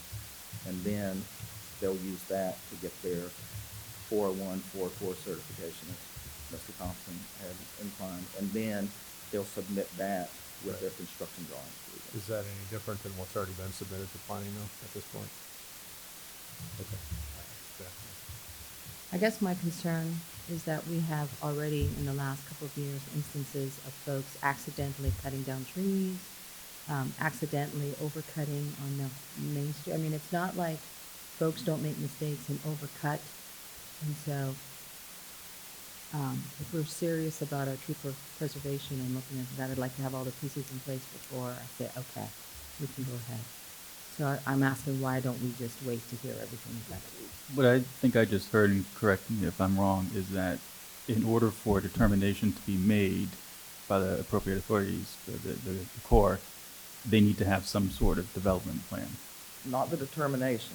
So they'll determine the outline, the features as they are on site. Right. But for them to grant approval for feel or impact, they would need to show this is what we're planning to do. And they can do that without us approving to remove the trees. Is that correct? Yeah, you're not, you really are not, and I'll defer to council on this, but you really are not allowed to say you guys can remove those trees until that wetland impact is permitted. Well, So- while that's correct, I think the issue and the reason why if this is here before you tonight, and you might want to hear from the applicant, is that if you say no, they can't submit to the Corps. You know, so you'd stop them dead in their tracks right now. You can allow them to proceed to the Corps and DWQ for impacting or not impacting the buffer, you know, in the wetlands area. That, you know, on whether or not the wetland, on getting to wetland determination.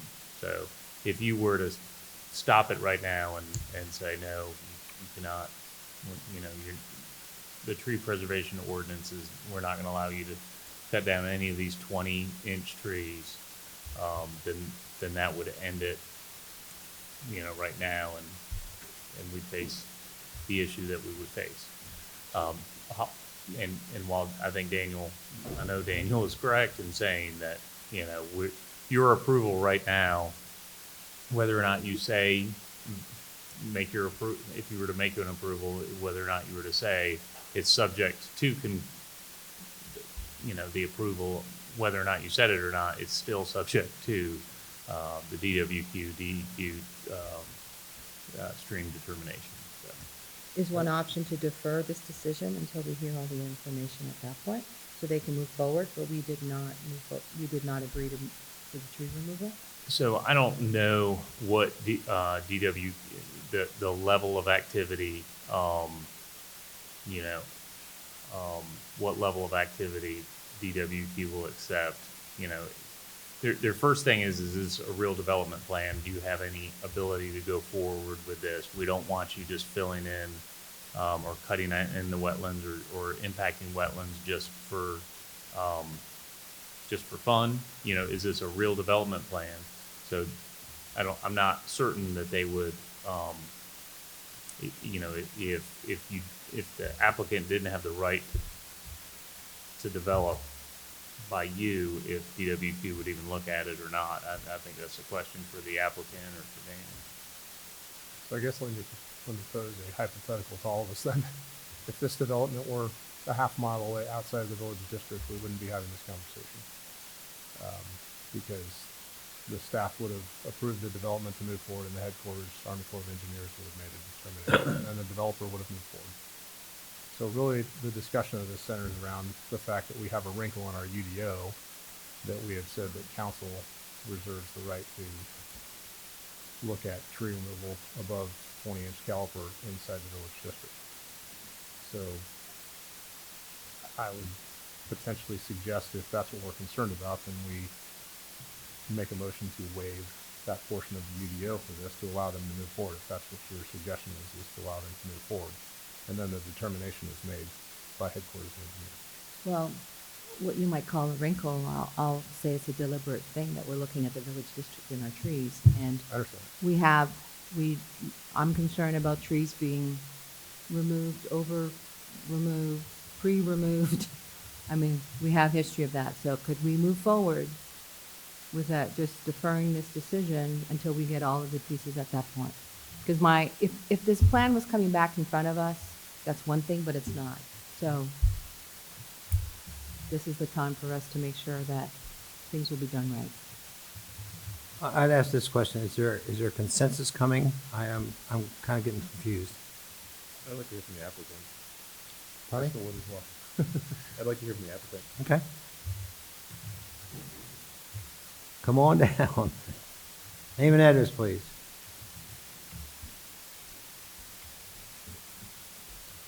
Good evening, Mr. Mayor, members of the council. Jason Barron with Morningstar Law Group here on behalf of the applicant for the site plan that is going through the staff review process, but has found its way to you all's table as a result of a nuance associated with the town's UDO that requires a visit to you all to approve the removal of 25 trees of 20-inch or greater diameter on the site.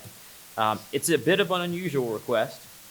Because of the way that the ordinance operates. We are technically here only to ask you for one thing, and that is, can we remove the trees that are on this site that need to be removed?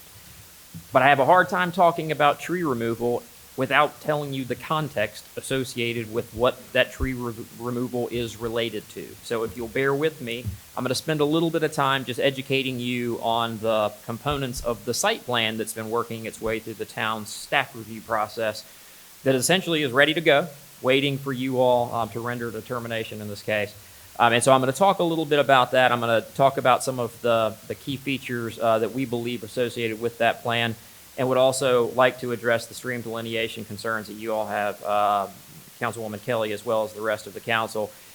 At that point, I'm probably going to turn it over to my colleague Bill Bryan, who's been retained by the property owner, who wants to talk a little bit about the impacts of the ordinance as it relates to the property independent of the plan. And so I'm here to talk about the plan because that's what my clients have retained me for. But there, this is an ordinance that applies to this property with or without the plan that's making its way through the process. So I will be as succinct and brief as I possibly can, but I do think it's important that you all have the context associated with why this request to remove trees is being made. And so the project has been identified for you. This is the site in question. It's directly across the street from the hospital that's being developed by Rex on Main Street. And so as you all are aware, that site is currently under development, and when it's developed, it will be a fully functioning hospital. It will have a seismic impact on that aspect or that portion of town, as a 24-hour operation of a hotel, of a hospital in that area. What we see today is going to be dramatically different than what we see a year to 18 months from now when that site is fully developed. We believe from an overall big picture standpoint, a 3-story office at 19,000 square feet on this oddly shaped parcel is a good transition piece between what I believe is a 7-story hospital building on the other side of the street as you work your way down. It's a site that's zoned for this purpose. I mean, this is a site that, but for the fact that we have to be here to talk about the tree removal request, it's a site that's fully zoned for this purpose. In fact, as you probably noted in the staff report, this site has been zoned for non-residential dating back to 1995. Back in 2002, when the town's plans were updated and the remapping occurred, that's when the community business was applied to it. But for 25 years now, this site has been zoned for non-residential purposes, waiting for a non-residential use to happen. And I know Kyle Greer and Wes Cook, I apologize, it's hot in here. Kyle Greer and Wes Cook with McKeenan Development are very excited at the possibility that they get to bring forward the office in question. So this is the site that we're looking at, and there are some features associated with it that I do want to talk about, but just to familiarize you all, north is on the left side of the page here, and you've got South Main Street essentially serving as the entire western border of the site, and a stream that I'll talk about in a minute serving for almost the entire eastern border of the site. And so it's a tight site. It's a tough site to fit much of anything, especially when you factor in the zoning of the site as well as the trees that are being proposed to be removed. This is the site plan that is into the staff for review and ultimately approval. And so you've got a roughly 19,143 square foot building located as close as it can get to South Main Street. In fact, the streetscape in that area has been reduced from 50 to 30 feet in order to accommodate the building moving closer to Main Street and moving further away from those residential areas, and then putting the vast majority of the parking behind the building as well as beside the building. Again, this is just kind of a zoomed out view that shows you the adjacent residential areas, highlighting the stream along the eastern boundary and Main Street along the western boundary. And you've got, as Sean noted, you kind of have that development area, which is the bulk of where development activity can occur on this site. So that's the, kind of the plan from a big picture standpoint. A handful of things I want to talk about. First is related to buffering. Obviously, this is a site that, notwithstanding the fact that it's been zoned this way for 25 years and that every property that abuts this site has turned hands since the zoning was applied to this property. Certainly, the properties to our west. But notwithstanding that, one of the things I know that you all are interested in, what are the buffers that are being provided from a proposed non-residential use to existing single-family uses? A couple of things there. First, Mother Nature has created a significant buffer along the eastern boundary of the site. That is a buffered stream, and I'll talk about the delineation in a moment, but that is a buffered stream that has 50 feet of riparian buffer on either side. So a total of 100 feet of buffer is going to be provided for the vast majority of the eastern boundary of the site. Where that buffer doesn't exist, the town's ordinance requires a C-150, I believe it is, which is the town's most stringent and highest functioning opaque buffer between the existing or the proposed use and the existing residential. And so within the riparian areas, obviously there is no tree removal. You can't impact those areas. You can't grade into those areas. There is no development activity permitted within that buffered stream area. Outside of that area where those in fact, you can't even plant in buffered streams. I mean, that's how strict the regulations are associated with grading activities in those areas. Outside of those areas along the eastern boundary as well as the northern boundary of the site, the town's most extreme buffer is going to be required as part of this development, and that is what is being proposed as part of the case. And so again, we believe it's a site that is well buffered as a result of things that Mother Nature has put into place, but also as a result of the fact that the ordinance contemplates that there will be instances where you have office next to existing residential and you want to provide for densely buffered areas. And just for your edification, to the extent you're not already aware, and most of you are, the type C buffer that's required in that area requires 75% of the plant material to be evergreen. And so it's not a situation where you've got a lot of trees that during the winter will drop their leaves that are deciduous in nature and you've got usage. 75% of the tree planting that occurs along that eastern and northern boundary is required by the ordinance to be evergreen in nature. The second point that I want to make is the vast majority of the trees that we're requesting to be removed are pines and sweet gums. Most of the jurisdictions that I do work in don't consider pines and sweet gums to be quote-unquote champion trees. The way you all's ordinance is written is a little bit different. It captures basically every tree that's 20 inches or greater, and so that's why we have to make the request that we do. I would point out that pines themselves, serve as very little buffering. That you get canopy, but you get it 40 feet above the ground, which really doesn't do anybody a whole lot of good as you're trying to provide for transitions between uses. And so I do want to point out that, it's not like there's a whole bunch of 50-inch oak trees that are being sought for removal in this case. Far from it. It is, if you look at the tree survey that's been provided, they're basically all pines and sweet gum trees. The third thing I want to point out is with respect to the existing right-of-way, you all should have received a letter from me in January related to this request. We are increasing, or my client is increasing the size of the sidewalk adjacent to Main Street, which is currently 5 feet, increasing that to 8 feet as part of the development plan to facilitate pedestrian movements as you make your way through the Main Street area and into downtown. But all of the right-of-way that is needed for the ultimate right-of-way section for Main Street on this side of the property is already there. So there won't be any, the curb doesn't need to move as part of this development plan process. It's really just a matter of extending that sidewalk from 5 feet to 8 feet. And then the last point that I want to make relates to the stream delineation. And just for you all's edification, the Army Corps of Engineers has been out on the site. So the delineation that has occurred on the site has been in conjunction with SNEC, who's the environmental consultant that McKeenan Development has retained for this.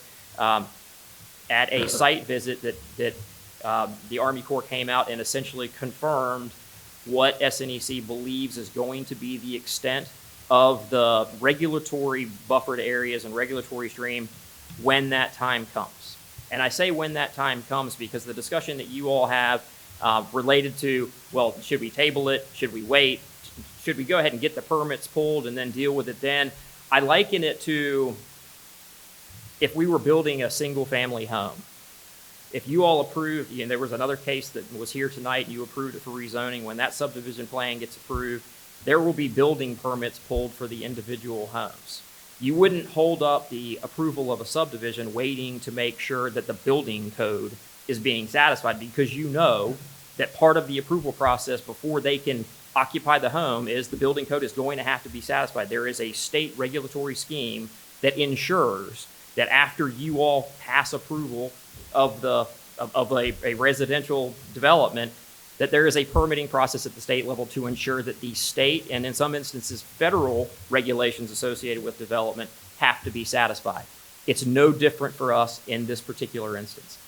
Where that stream starts and where it stops will ultimately be determined at the time of CD approval. We have a pretty good feeling on where that is because McKeenan hired a consultant who's very well versed in these areas, has met on site with the Army Corps of Engineers to have a pretty good understanding that as it relates to what you all are seeing before you tonight is going to be the extent of that riparian buffered stream. But we won't know where that actually is until after a plan is approved and we get to that stage in the game. And so the best way that I have to put it is there's a regulatory scheme that will cover you all in the event that you're concerned that trees, that more or less trees are being removed than is otherwise permitted by state or federal regulation.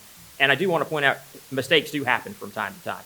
But even with permits that are validly issued, whether it's from you all or from DWQ or DNR, or whoever the case may be, if accidents happen, there's nothing you can do to prevent that. You can do your best to avoid accidents happening. And so I'm going to hand it off to Bill in just a moment to talk a little bit on the property side of it, but I do want you to be aware that this stream issue is something that has been tackled, and it's typical to be tackled as part of every development plan process because it's the due diligence that you do at the site plan stage.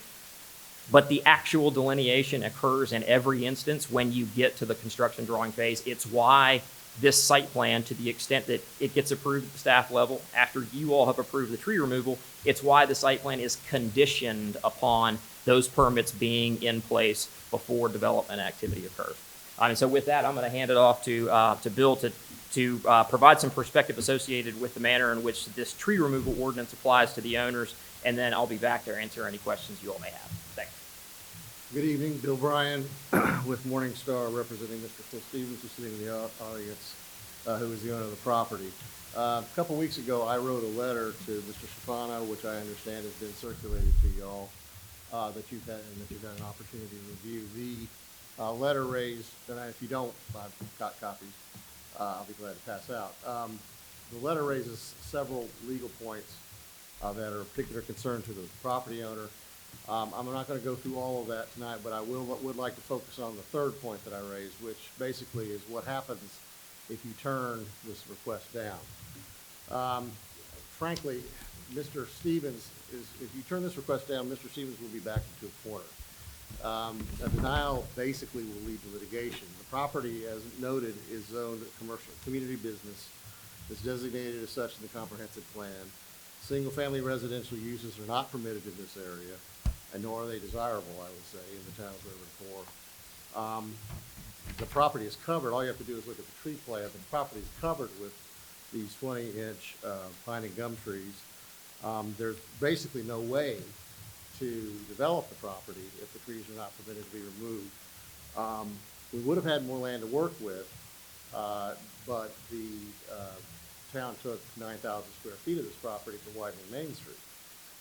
So if you combine this problem with the trees, with the wetlands in the back, and the requirements, the commercial zoning requirements for parking and for building size and things like that, it's virtually undevelopable without removing these trees.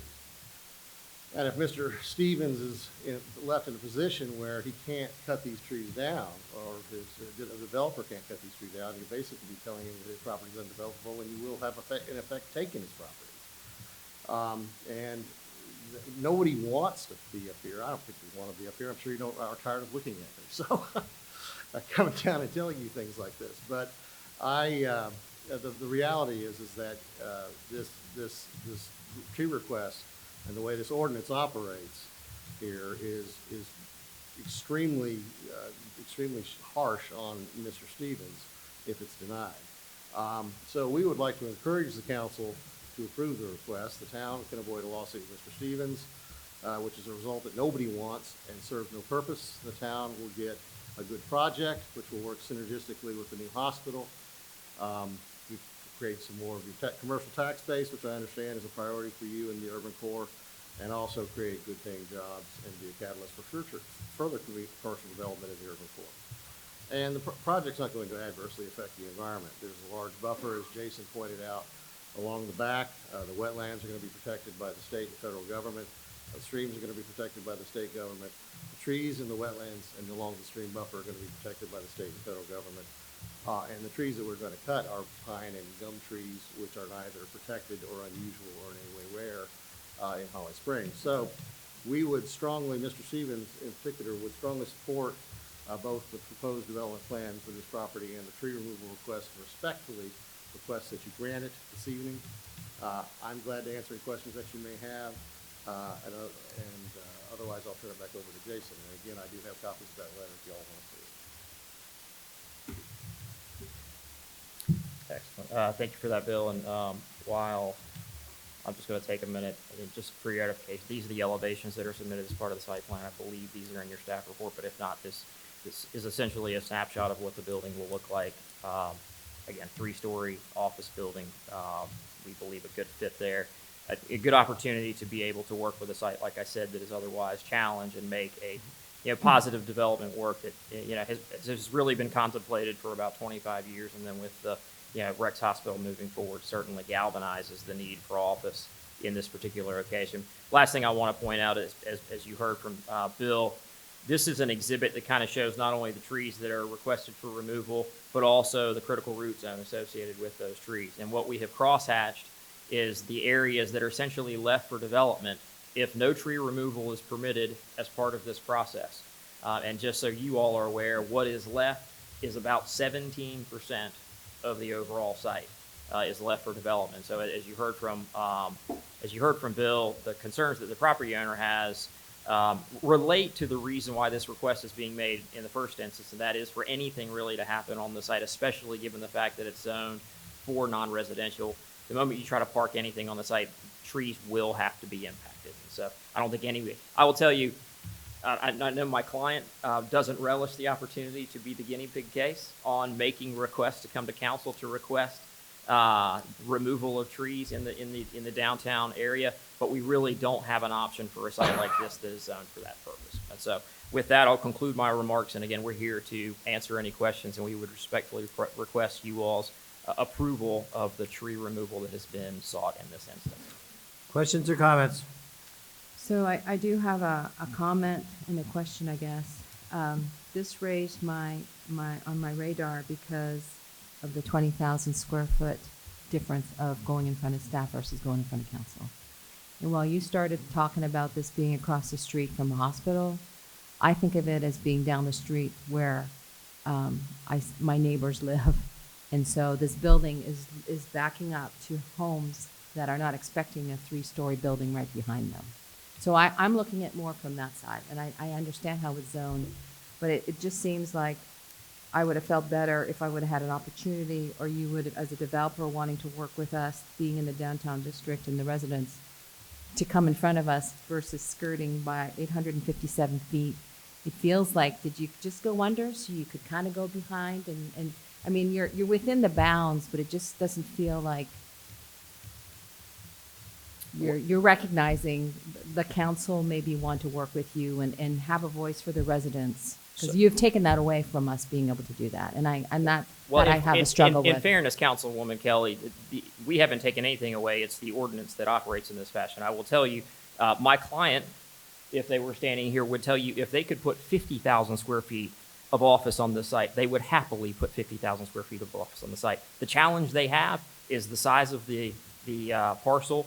the configuration of the site, it's pie-shaped, and so it's tough to fit anything. And then you have a significant riparian area that severely constrains the overall development. Just so you know, this site, the site plan that is going through the staff review process is parked at 4.1 spaces per 1,000 square feet.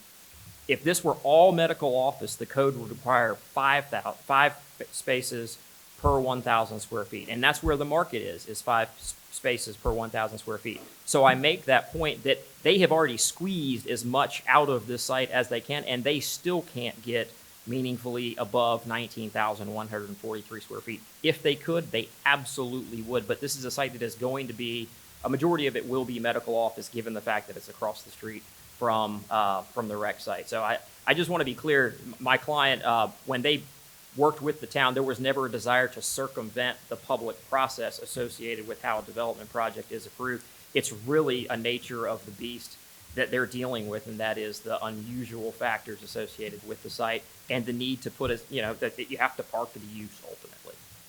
Well, and I guess that just the residents that are right there, they've missed an opportunity to also say, if they're going to be neighbors, can't they learn about the development and have a say? That's my thing. Okay. Is that you are coming into Old Holly Springs, and there's a reason why this is Village District, and there's some other ordinances, and I would like to even talk about Village District in general, because these guys, your neighbors have lived here for a long time. Some other neighbors have lived here for a number of years, and I doubt they expect a 3-story building right behind them when their kids are playing in the backyard. I understand it's zone commercial, but you are coming into where people live. And I know you say it's across the hospital. Well, to me, it's beside folks that are living there. Yeah, and I appreciate it, and I don't want to belabor the point, but I do want to reiterate that this site is zoned for 3 stories. They're not asking for any special exception from that requirement. And so I know a number of the folks who live immediately adjacent to the site here, those homes all changed hands within the last 5 years. We've taken a look at that. And the reason I mention that and the fact that this site has been zoned for 25 years for this purpose, there shouldn't be an element of surprise. And I appreciate the fact that, you always want to give people the opportunity to know what's going on. But this, the site is already zoned for the height that we're talking about. And so will they be surprised to know that a 3-story building is going in across the street? Potentially. But there probably shouldn't have been a whole lot of surprise when they bought their house knowing that there was community business located immediately adjacent to them. Well, and you have no requirements to go talk to them. That's exactly right. Yes, ma'am. What a shame. What a shame as a developer that wants to work with Holly Springs in downtown. Those are I think that's a shame. How about some other comments? Mr. Barron, if I may, since you opened the door, if you will, to the site plan, I understand perhaps this is for staff as well. I'm concerned a little bit with the existing buffer that's being counted in the plant unit value count for this parcel meeting the intent of the ordinance. I think as you talked about with some of the pine trees being 40 feet high and there's no limbs basically from ground to 20, 30 feet high, it doesn't meet the intent of the ordinance, which is to provide screening between 2 different intensities of use. When you have a community business use, it's much more intense than the residential that abuts it. So I'd like to strongly encourage the applicant to consider adding more planting above and beyond what is required here to make sure those evergreens are present in places where the existing buffer just doesn't meet the intent of what the ordinance sets out to do. And I understand, I guess, that with the C-150, you'll be required to plant more evergreens to comprise the entire buffer to meet our requirements. But I think going above and beyond and adding additional planting supplementary would be, much needed in this use to make sure that there's adequate screening between the 2 uses. Yeah, and Councilman Barrett, I've talked to my client about that specifically. It's one of the things that we've been challenged with a little bit, and that is what can we do, recognizing that this site is already zoned for this purpose. We meet all of the ordinances. We just have this nuance associated with the tree removal request. My client is more than happy to supplement the areas where there is existing vegetation to ensure that the town's strictest standards are in fact being met in all of those places. More than happy to do that. Okay. Yeah. Okay, trying to get it resolved. Other ideas, comments? Open. Done? Everybody's done? Yes? All right, I guess that's all we need from you right at this point. Well, we're not going anywhere, so if you change your mind, just holler us back All up. right, thank you. Thanks. All right, let's have some final discussions on this, if I may so suggest. Aaron, you'll start? If I could, real Go quick, ahead. Sean, on just a staff point related to the conversation the exchange we just had, because this is a staff level approval, I just wanted to see if it's possible and within the bounds of our decision matrix. I don't know what is and what isn't, but if it's possible to recommend to staff to include that supplementary buffer as a plan condition through your review to make sure that, you know, we are meeting the intent, and if the applicant is willing to do a little bit more to achieve the intent of our ordinance when it comes to the screening between the two uses, that we're able to do that. Yes. So we can certainly request that the applicant provide that additional screening where it's identified. I would defer to our town attorney as to whether or not staff can add a condition of approval beyond the standards of our ordinance. Yeah, I mean, we just have to get a letter. I think the applicant is from the willing, right? applicant. So perhaps we can work this out. I just want to make sure that I think we can at the work plan that out. review stage, we account for that. That's right. I think we can make that happen. Would the applicant have the option to say that they'll, instead of working through staff, they'll just come in front of us, even though it's underneath 20,000 square feet? So I'm of the mind that anybody could do anything as long as both parties agree. So it would be up to the applicant that, they do it. I think if you got to the position where you wanted to deny a site plan for things that were not in your purview to deny,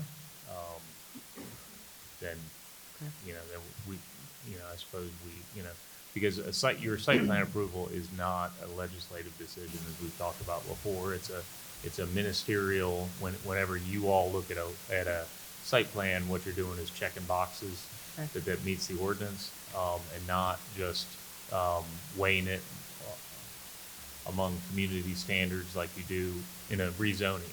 In rezoning, you're going to weigh it against community standards, traffic, and those types of things. But in a site plan, you're basically we get disparaged about it. It is a rubber stamp. It's making sure that site meets your ordinance. I think given the fact that we're talking about some additional screening, some additional voluntary plantings, I think it's probably appropriate that you make a motion to go forward, so long as the site plan comes back for your approval, relative to those additional screenings. Well, so we don't have any option to even discuss the traffic that's going to add on Main Street, on the main thoroughfare. I mean, I have discomfort over this pretty big development going on near residents that we really don't have much to say. And I'm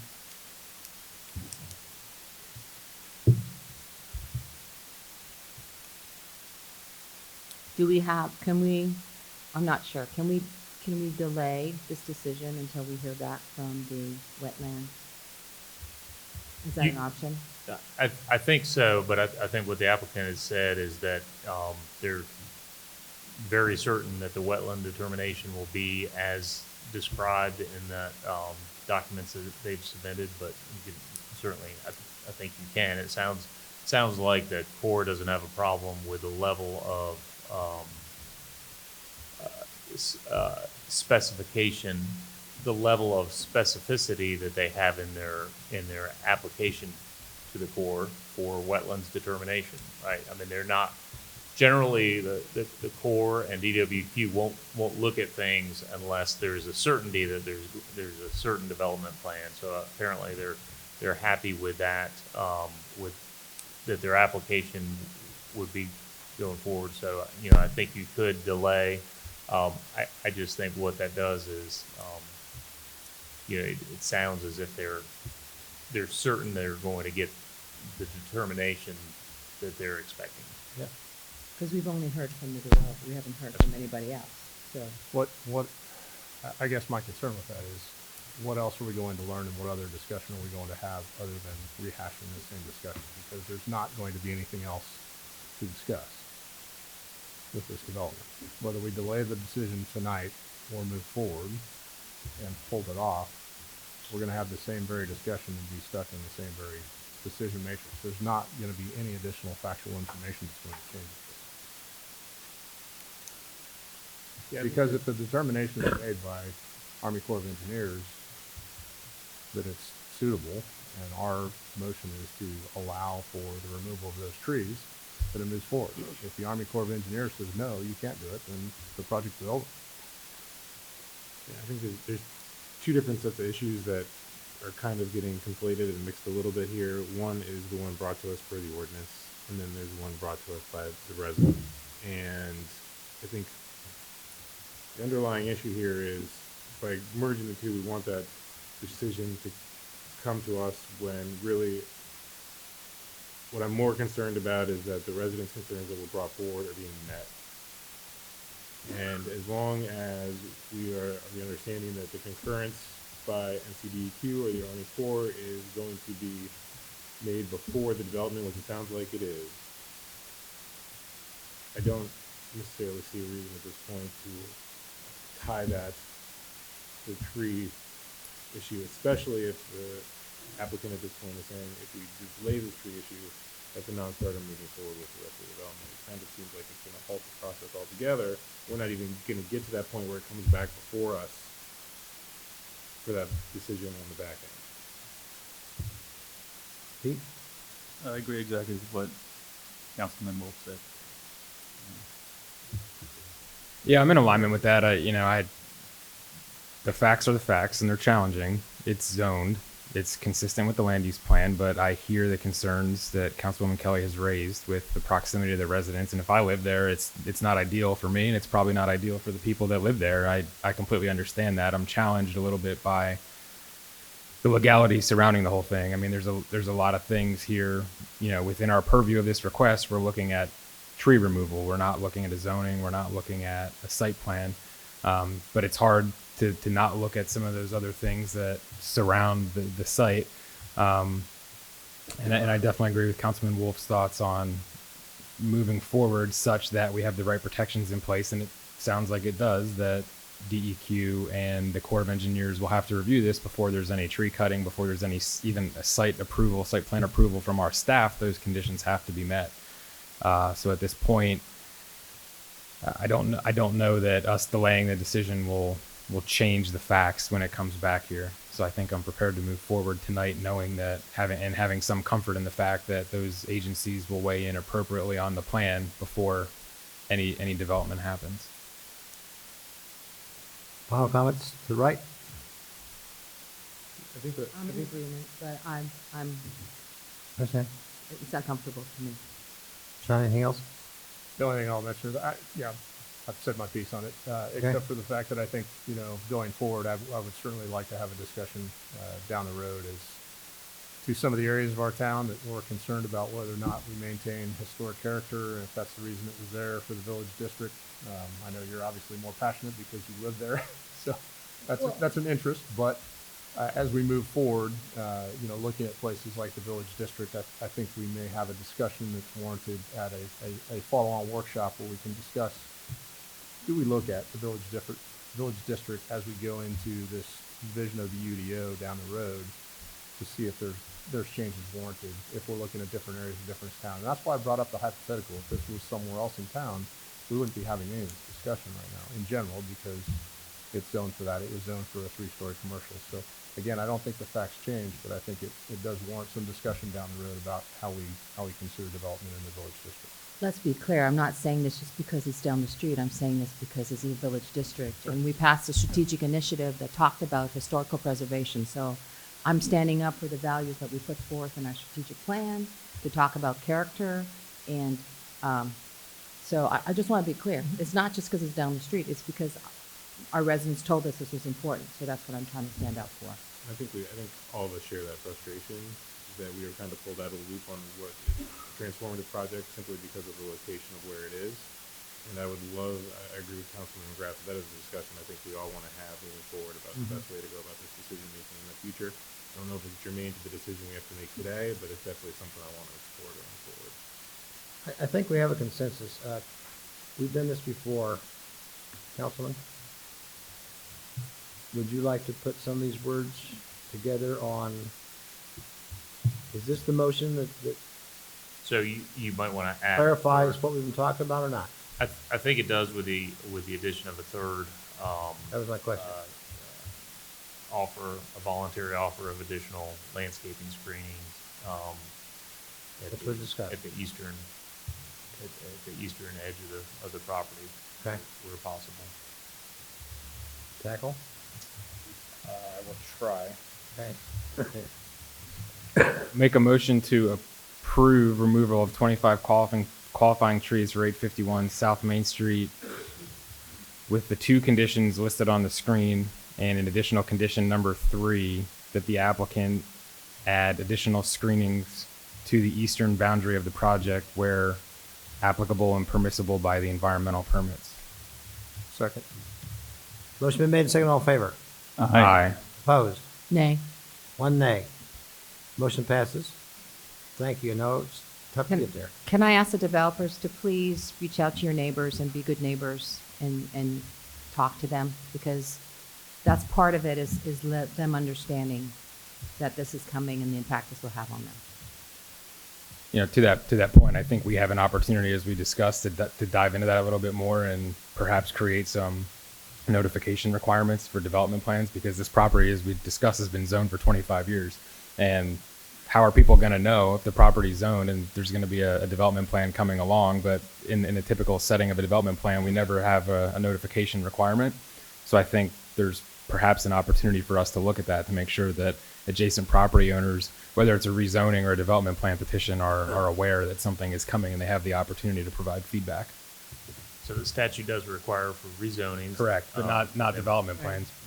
We could certainly look at, in our UDO revision to include those. Okay? Okay? Thank you. Item number 11, other business. I'll be brief. Crosswalk safety, I'll have to talk about it every time. Mr. Mayor, you amended the agenda and added a 11A. I'm going to get to that. Okay. Yes, sir. Matter of fact, that was my last comment on 11A. Thank you, Jeff. Crosswalk safety again, speeding again. And I should mention that last week I attended Holly Springs Elementary School, not as a student, as an observer.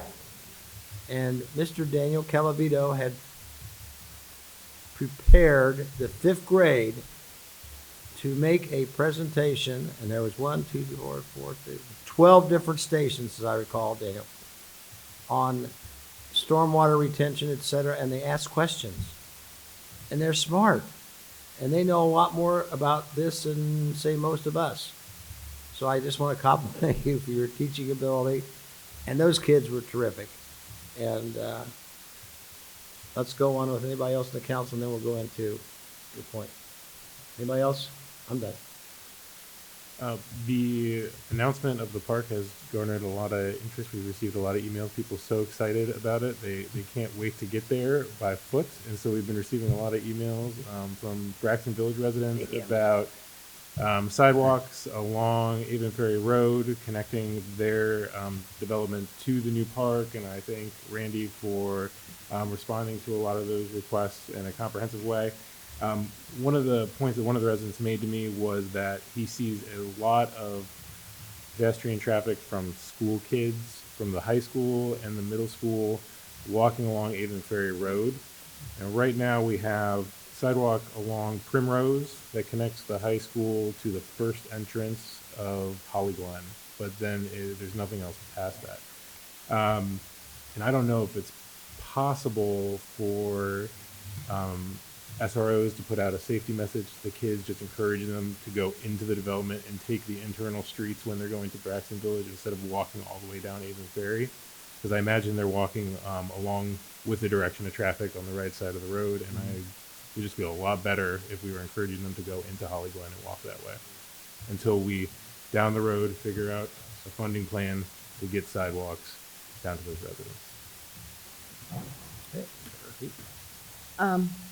I have a request. I don't know how we can put in some measures for less than 20,000 square foot buildings in the village district for it to not to come in front of us for all of the issues that I mentioned tonight. So, when can we address that? I mean, I don't want to wait 2 years down the road. Like, what can we do? Because this is, I'm pretty sure the folks that live near there don't know how they're being impacted, and I don't know if it's some outreach we need to do downtown just to let them know all the things that are happening here, and it's just an opportunity for us to do more village district oversight. Kelly and Mayor and Council, if it is a desire of the council to have a conversation about this, my recommendation to you would be to tee it up in one of your workshops. I think it's a broader conversation around the whole decision matrix that's in the UDO around different levels of development in terms of what comes before council and what goes before staff. And certainly, you can have a variety of conversations around that, and maybe one slice of that is in the context of the village district, and you want to treat that in some way a little bit different. So if that's the goal of the council, staff is certainly happy to bring that back. Sure. Who else? Can I add, this is Black History Month, and there is a program that the town has been working with the Holly Springs MLK organization to feature 3 films that are free to the community, and I hope that a lot of people take advantage of it. And the first one will be February 7th, which is Glory Road, and I'm offering up, not only is it a free movie, I will buy popcorn for everybody who wants to come to any of the movies. So it would be great if we could have a lot of folks come out. Our MLK events that we did with the town and MLK were greatly attended, but we could have used more people from all diversity. So I hope there's a good attendance there. So popcorn's on me, and it's a free movie. How can you beat that on a Friday night? I think that'd be great. Okay. That's it for me. I would just ask if we have an opportunity again, some of the other comments on the other side of town, and I appreciate all the great comments about the park and the sidewalks. Those are all things I definitely concur with. We need to figure out the other part that those who live near where I do right now might hear the other comments about the large swath of clear cutting that's going on and accelerating rather rapidly, and some of the, I guess, lack of information that might be out there, because NCDOT actually got the notifications out in the mail a couple days ago, but that clear cutting started several weeks ago. So it was a little behind on that one, and again, for all of us to try and help in that communications effort as a town when we know things like that are going to have significant impact on the areas out there, because there was a lot of misinformation of people thinking it was another major housing development that we had approved going in there, and they were yet again clear cutting for a housing development. Not exactly true. It's NCDOT cutting in a freeway going through there, so a little bit different, but it's movement. It's other big infrastructure coming to our town, so that's a positive thing. But again, it's trying to make sure people understand that, and that hospital that we talked about, and that's, I think, the challenge is as the hospital goes in and we have the town hall commons, we have the block going up, and I see the steel going up there. The economic engine of development is going to accelerate rather rapidly, I think, in short order as that hospital continues to grow. So I don't think these challenges are going to go away. I think they're going to continue to persist. More reason to think about the character of our downtown and what we preserve before it's gone. Okay, I think that's it. I think we can now go to 11E. I know. That was a joke. It's late. South Lake Landfill, and I'm going to turn it over to our town manager. Thank you, Mr. Mayor. Appreciate that. So, Mayor and Council, I think particularly over the past year, there's been an elevated conversation around the landfill and the associated what are termed malodors or odors that are undesirable, particularly over this past year. And recently, I think those conversations have even elevated more. You had a request to me to come back tonight and share some thoughts based off of some of your direction of some possible framework items to have a little bit of a conversation around where we currently are from the standpoint of Wake County, who's the landfill owner, and GFL Environmental, who's the landfill operator, in their efforts to reduce excessive landfill malodors. The second piece also to discuss what potential actions or engagements that may be desired by the governing body. And so what I'd like to do is go through a couple sections, and then what I would suggest is maybe at that point we can come back and then explore the areas that you'd like to delve in a little bit further. We'll talk a little bit about recent and upcoming engagements and activities associated with the landfill odor conversation, and then talk about some potential actions or considerations that the mayor and council may want to consider here in the near term as well as perhaps even in the long term.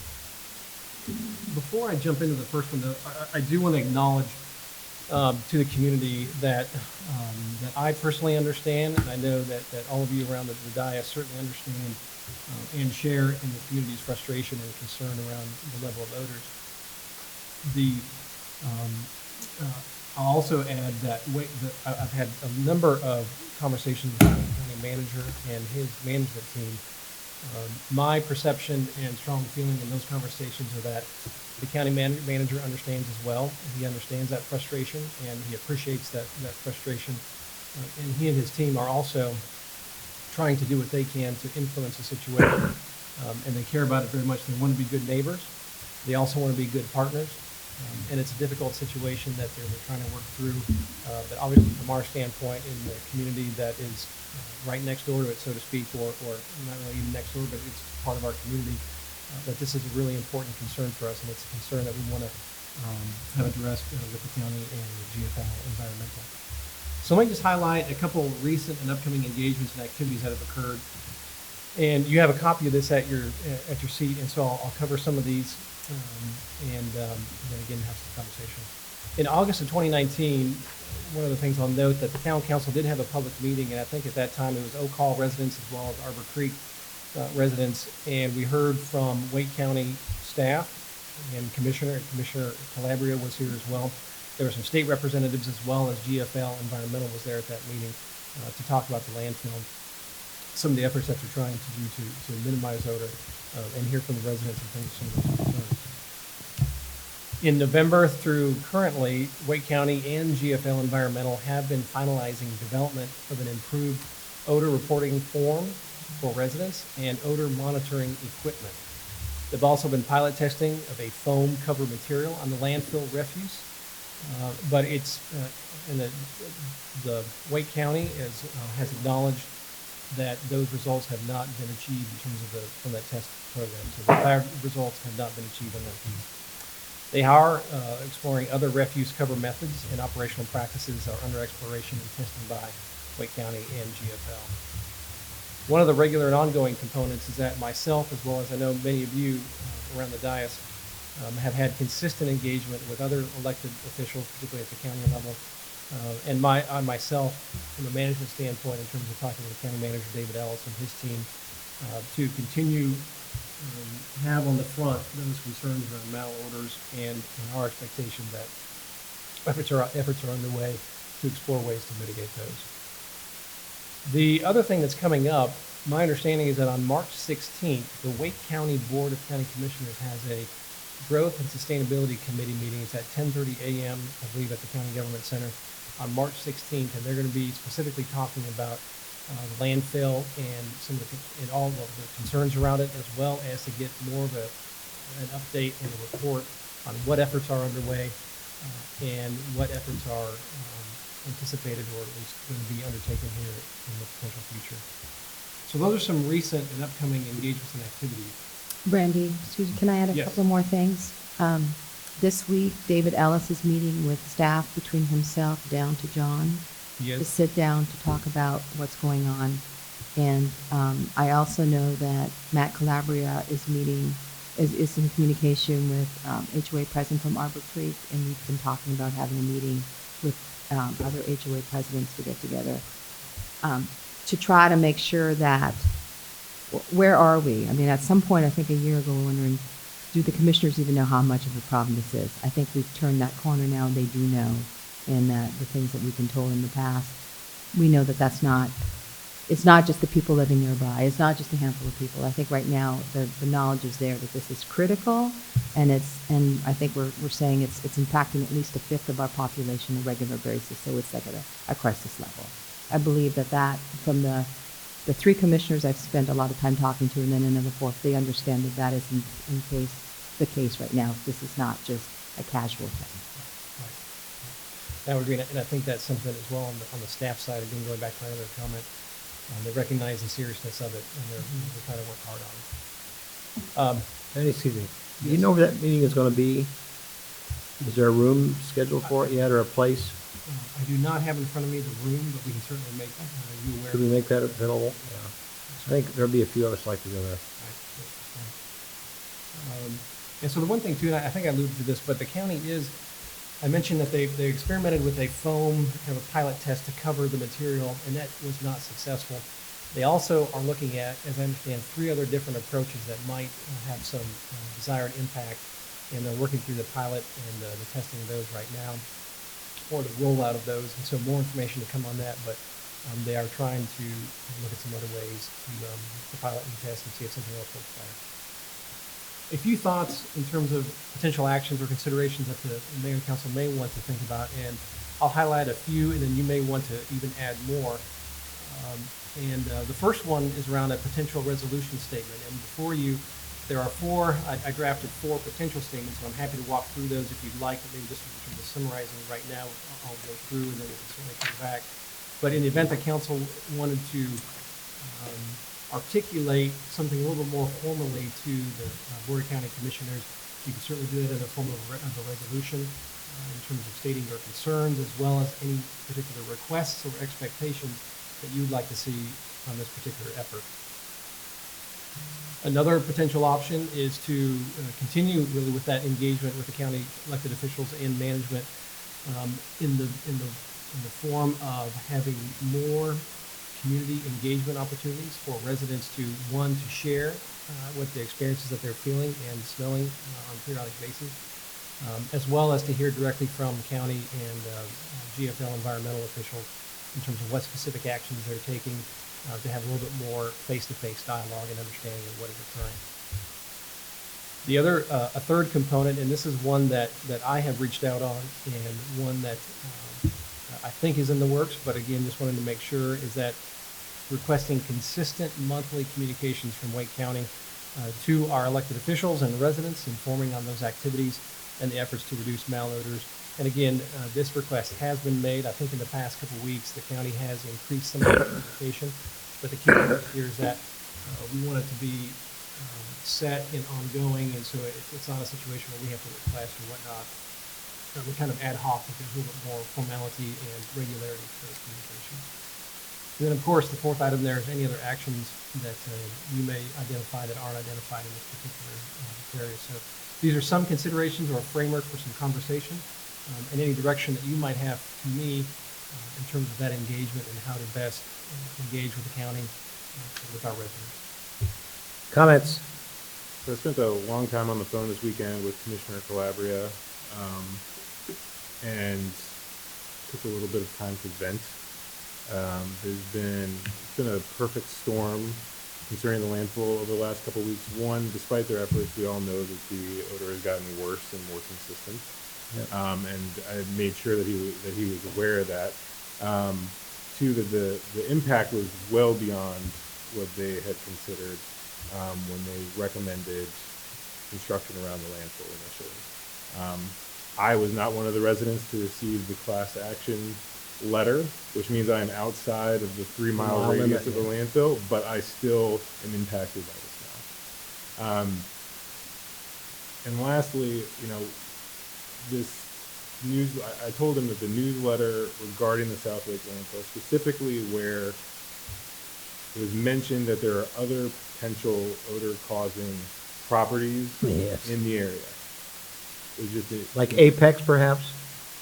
The Apex water treatment plant. Yeah. I was especially upset about mentioning our water treatment plant when we have made large investments to mitigate the odor there that has been largely successful, and then a closed C&D landfill, which we know does not permit odor, and anybody who lives here knows where that odor is coming from. So I think the word I used when I described that letter to him was infuriating. Now, to Commissioner Clabber's credit, he was not making excuses. He has been incredibly engaged. He's been interested in what we have to say in our feedback and really wants to work with us moving forward. Talk to him about the best way to do that. One of the things that I asked him is how much are the commissioners hearing from residents of Holly Springs, and his answer was very little. The residents have been told again and again to use the reporting site, and I think they're getting a little sick of that, and maybe reporting has gone down a little bit. But they are not getting emails from our residents. They are not getting people showing up to their meetings and discussing the issue in public comments. And he said probably to move the needle, especially with the commission as a whole, that is probably the best way moving forward. Go online and you know there's a lot of frustration with our citizens regarding this. Having them speaking directly with the commissioners, number one. I think we can definitely facilitate that by bringing the commissioners out here. Commissioner Calabria is the one who represents the district that we are in, but this is a countywide issue, so bringing them in and facilitating those interactions is important. Talking about the resolution, he said, honestly, that he didn't think it would move the needle. I think there's still some value in it. It's formalizing our request, formalizing our frustration. So that's not to say that it's not worthwhile, but I don't know if it'll make a huge impact on their decision making. I think the biggest thing is to, as Randy discussed, kind of create a formal way of communicating residents to commission, or residents to the commissioners, and us to the commissioners and staff to staff.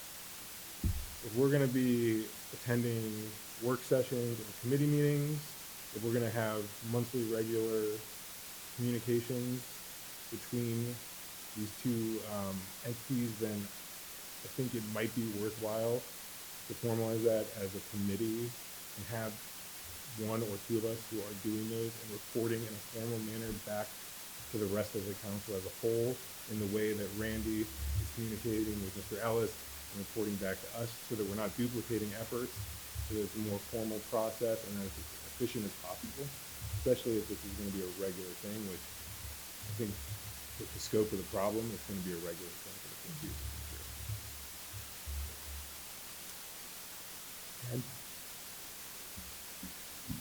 I think this whole, it's been disappointing, everything about this. Speaking for myself, I'm tired of the hack solutions, one after the other, that are just simply the same, either trying to mist it or deodorize it or put a little bit of a cover on it, and not knowing that that's what the plan is going forward. I need to hear more innovation, more structural changes that are going to happen there. I don't know if that's what all these conversations and meetings are going to be about, but I feel like we've had a ton of conversations and meetings, and people are starting to get concerned, or they want to hear more conversation from people. But it's frustrating. It's really frustrating. And, you know, I hope when council does talk to commissioners that we're talking for 38,000 people. You know, it's not just us. Just because 38,000 people haven't phoned them, they should, you know, we are bearing the brunt of our residents when communicating with them. And I hope anything going forward with this does focus a bit on that structural change that's needed there, and how we handle more malodorous refuse there, of using berms or something that will actually physically prevent the smell from radiating down Ting and into all of our neighborhoods. There needs to be a lot more innovation, and that needs to get on the table and in discussions immediately.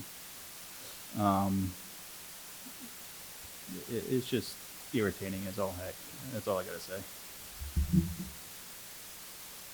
Yeah, I agree, and I think ultimately that's what led me to the proposal, or to put the proposal out there that we consider a resolution. I think, you know, this issue is not going away, and we're hearing the same responses time and time again, and nothing is changing. They've invested some money. We've got some software. They said we were going to get an app.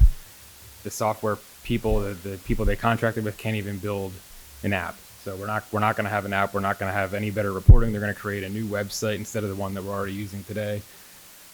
I'm just becoming increasingly more frustrated. And as Councilman Villotson said, unfortunately, our residents are coming to us, and we're the ones that are hearing this. We're the ones taking the brunt of it. no matter how much we put out there, call your commissioners.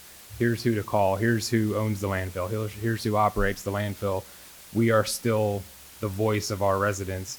And, you know, that's one of the reasons I think a resolution is a good idea, is to unify our concerns as a body, send it to another governing body and say, look, we're serious about this. It's time to buckle down and come up with some innovative solutions or think about how we're going to fix this problem.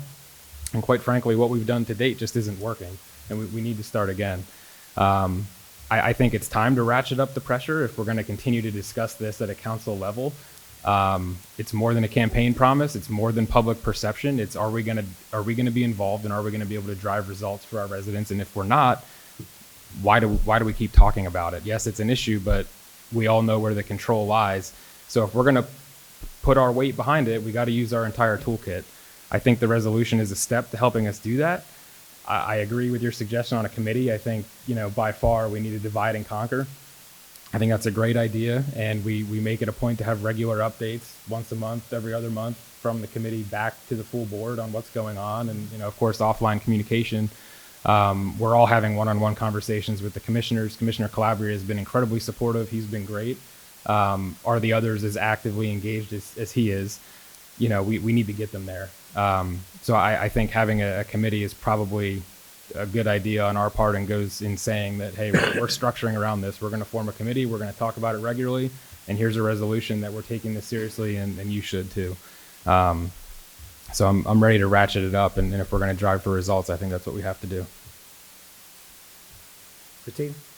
So I agree we have to ratchet it up. I think I have a different perspective because 6 months ago, we were still convincing them it's a problem. We've come a ways, and that is with multiple commissioners. So right now, they're just learning that the money they invested last year does not work.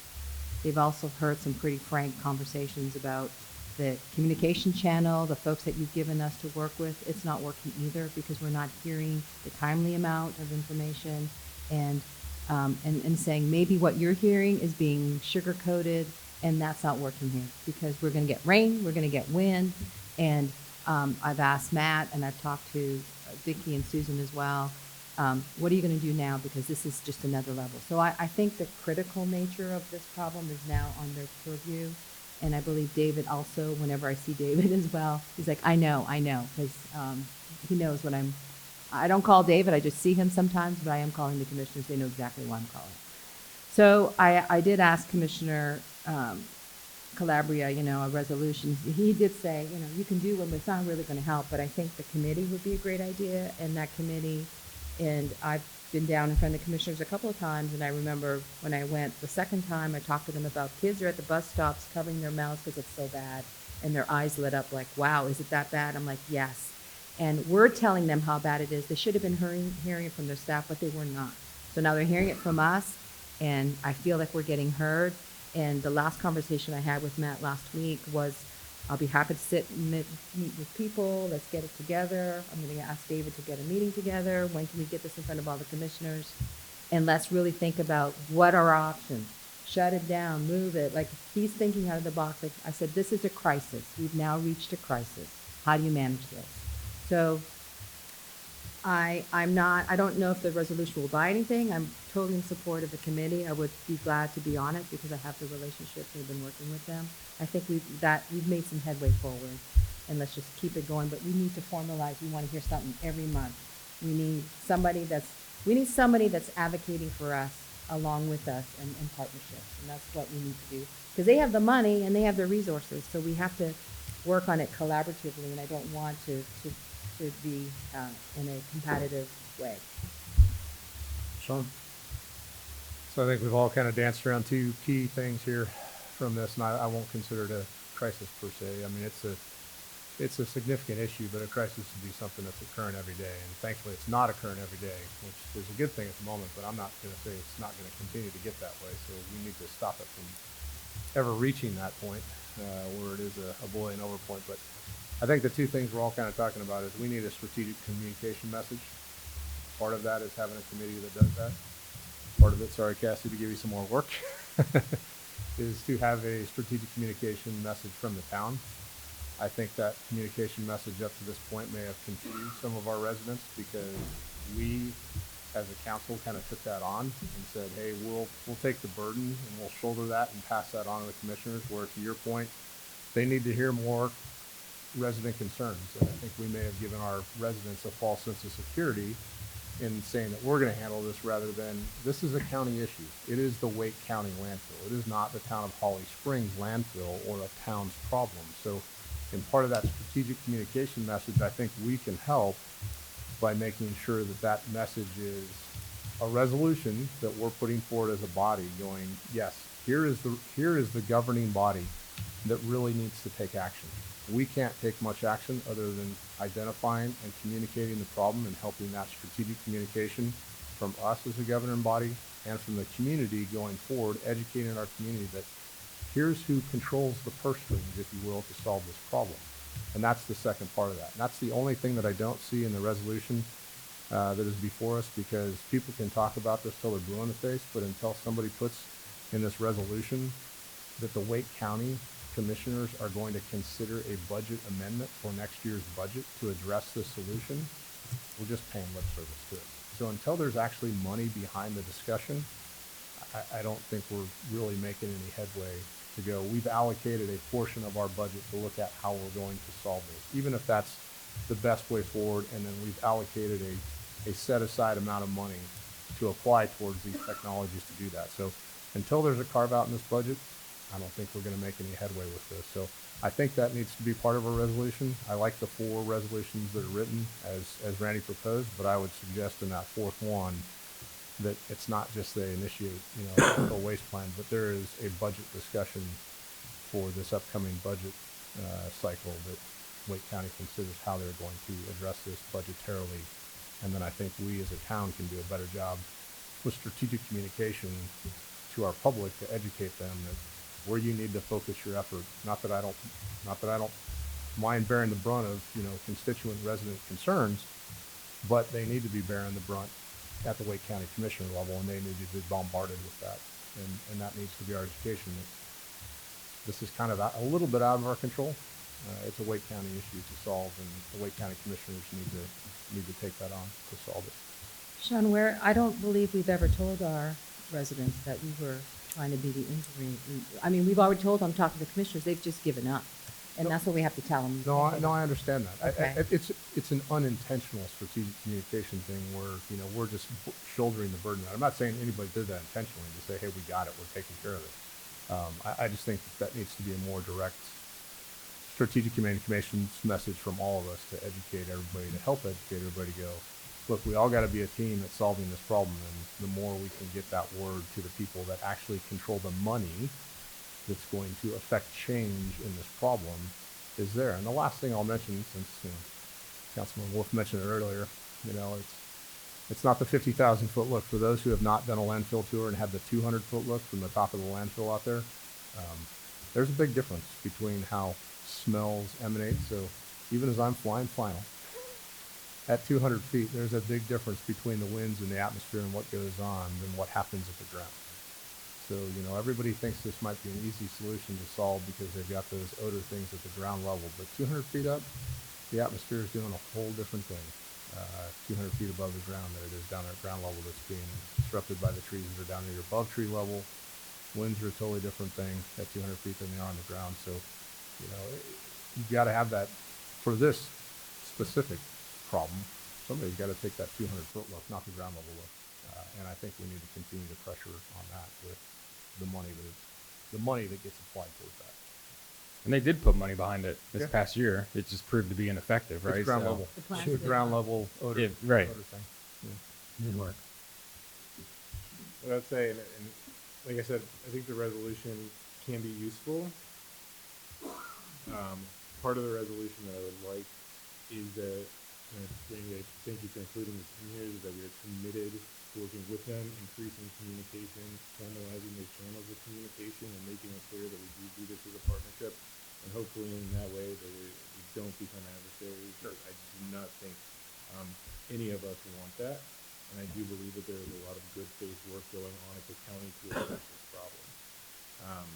So I am fully in support of that as long as that is made clear. And on the back end, we are doing the work, as Councilman Phillips has said, to be the voice of our residents There is a role we can still play to facilitate those conversations. It is a big county. Unfortunately, we do not have a commissioner who lives in Holly Springs. The landfill is not their lived experience. Maybe we can put them up at the Hampton Inn for a week. I don't know if that's in the budget. We'll leave that to next. And they can go eat at some of the local restaurants. We'll buy a house in Oak Hall for them. How would that be? It would be an interesting Yes, it would. real world. Let me just wrap this up for a minute. We moved here in 95, and in about 2001, there have been all kinds of walks up and down Main Street against getting it in the first place. A lot of the old timers, if you want to call them that, who lived here forever, they didn't want the dump. Nobody wanted the dump.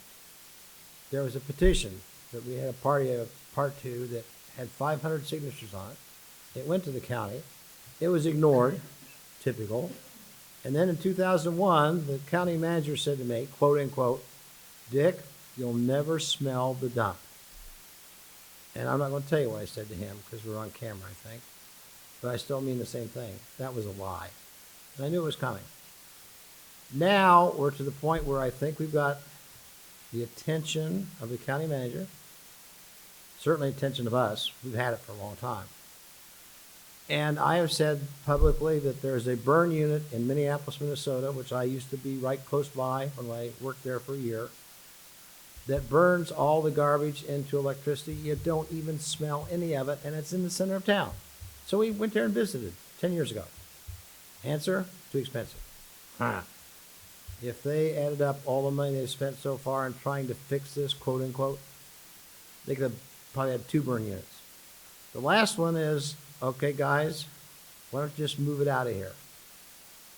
In the past, both of those got not a chance. Now, when you say something like that to those who are involved, they don't say a whole lot. So there's something coming down the pike, and I think that's what we're talking about. Enough is enough is enough. And I think we all feel the same way. I certainly do. And we don't, where we live, have that problem. But when I talk to people who do live near it, and they start saying things like, "I wonder if it's affecting my health." Well, that group over there, will tell you not a chance, nothing there. We don't even have, even if people work on the landfill, don't wear masks, blah, blah, blah, blah, blah. I'm a little cynical on the whole point, and we'll stay that way until we get it resolved. Move it out of here. Burn it. If they can fix it a different way, which is possible, maybe one more coming down the pike, great. In the meantime, we have gotten, this town has been taken advantage of for 25 or 30 years. Period in history. That's the way it is. And again, as I think we've all said the same thing, we're sick of it, right? So that's my story, and I'm going to stick with it, okay? Zipping right along to manager's report. And Mr. Mayor, if I could, let me just see if I can recap. Yeah, please do. Make sure I know what I need to be doing. I think what I heard 2 council members who were clearly in support of adopting a resolution. Maybe possibly a third, but I just want to confirm if the direction to me is to bring back a more formalized resolution for consideration by the council. The yes for me. Yes, for me. I think for me, I'd prefer the statement I think we had discussed earlier, where a more formalized statement from council, but addressed manager to manager, so that I do not want to lose goodwill, and I don't know how much effect an actual resolution would be, but I think it'd be more effective and maybe a little bit more verbose and formalized and sent by you to your counterpart in Wake County. Would it be possible to have an example of both at a future meeting for us to consider a formal statement and a resolution and make a decision based on? Happy to provide that if that's what the council wants. Take a look at it. And then we'll have an idea of how that meeting with David goes this week with his Right. staff. I Right. think that's the thing, is things are changing, and I want to make sure that we continue the goodwill. I think it's fair to say that the 2 versions would look similar in terms of messaging. I think the question of the council then would be is from a political lens and political perspective, which way do you feel is perhaps the best most effective way? But I'll be happy to bring both of those back. That's good.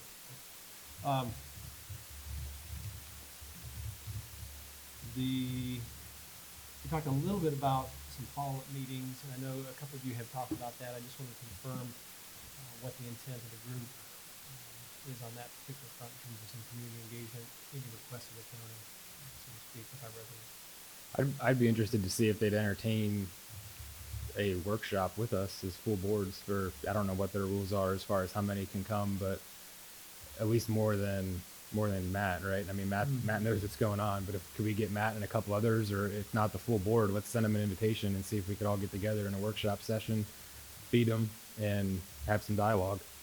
Yeah, I think we could start with that. I certainly like your idea of manager to manager communication and continuing that and asking them for regular updates. We're not getting that today.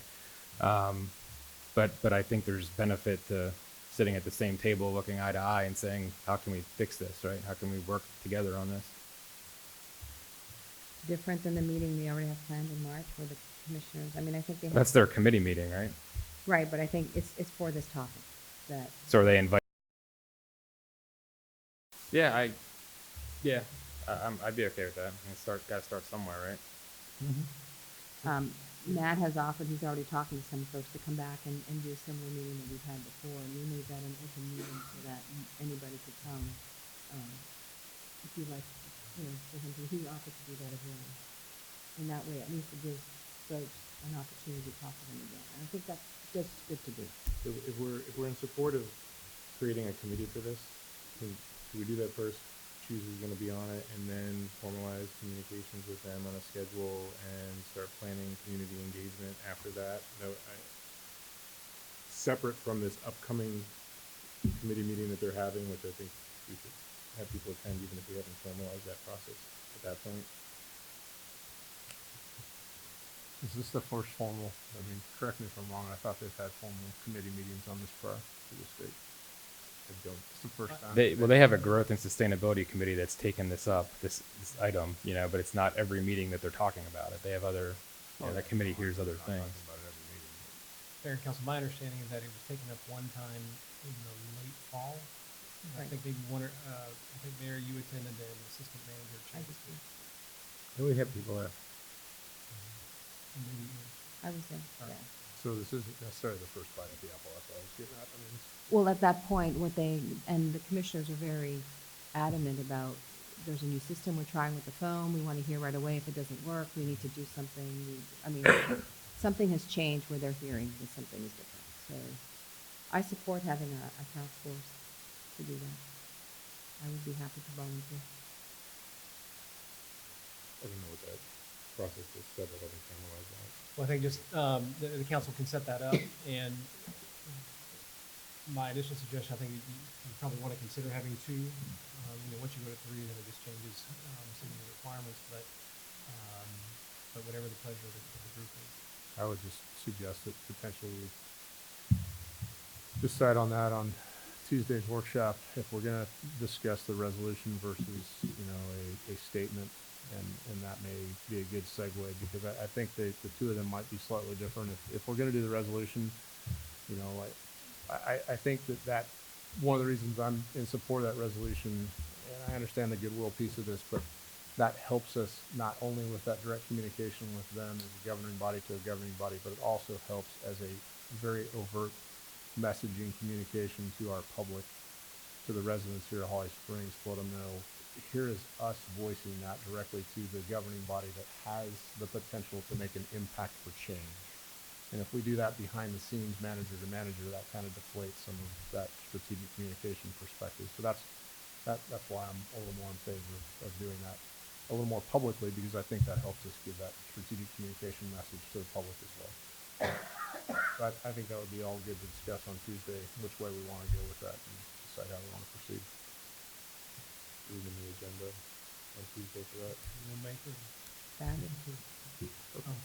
One other consideration that you might think about is, even though it is a little bit over a month to wait until that March meeting that the county committee has, that might be a good opportunity to go to that session, have that conversation, and then from there, it might give a little bit better picture of what type of community meeting may be appropriate or desired, and what types of information could be relayed or engaged. So, just a thought in terms of maybe waiting to set something up until after you have a chance to meet with the commission.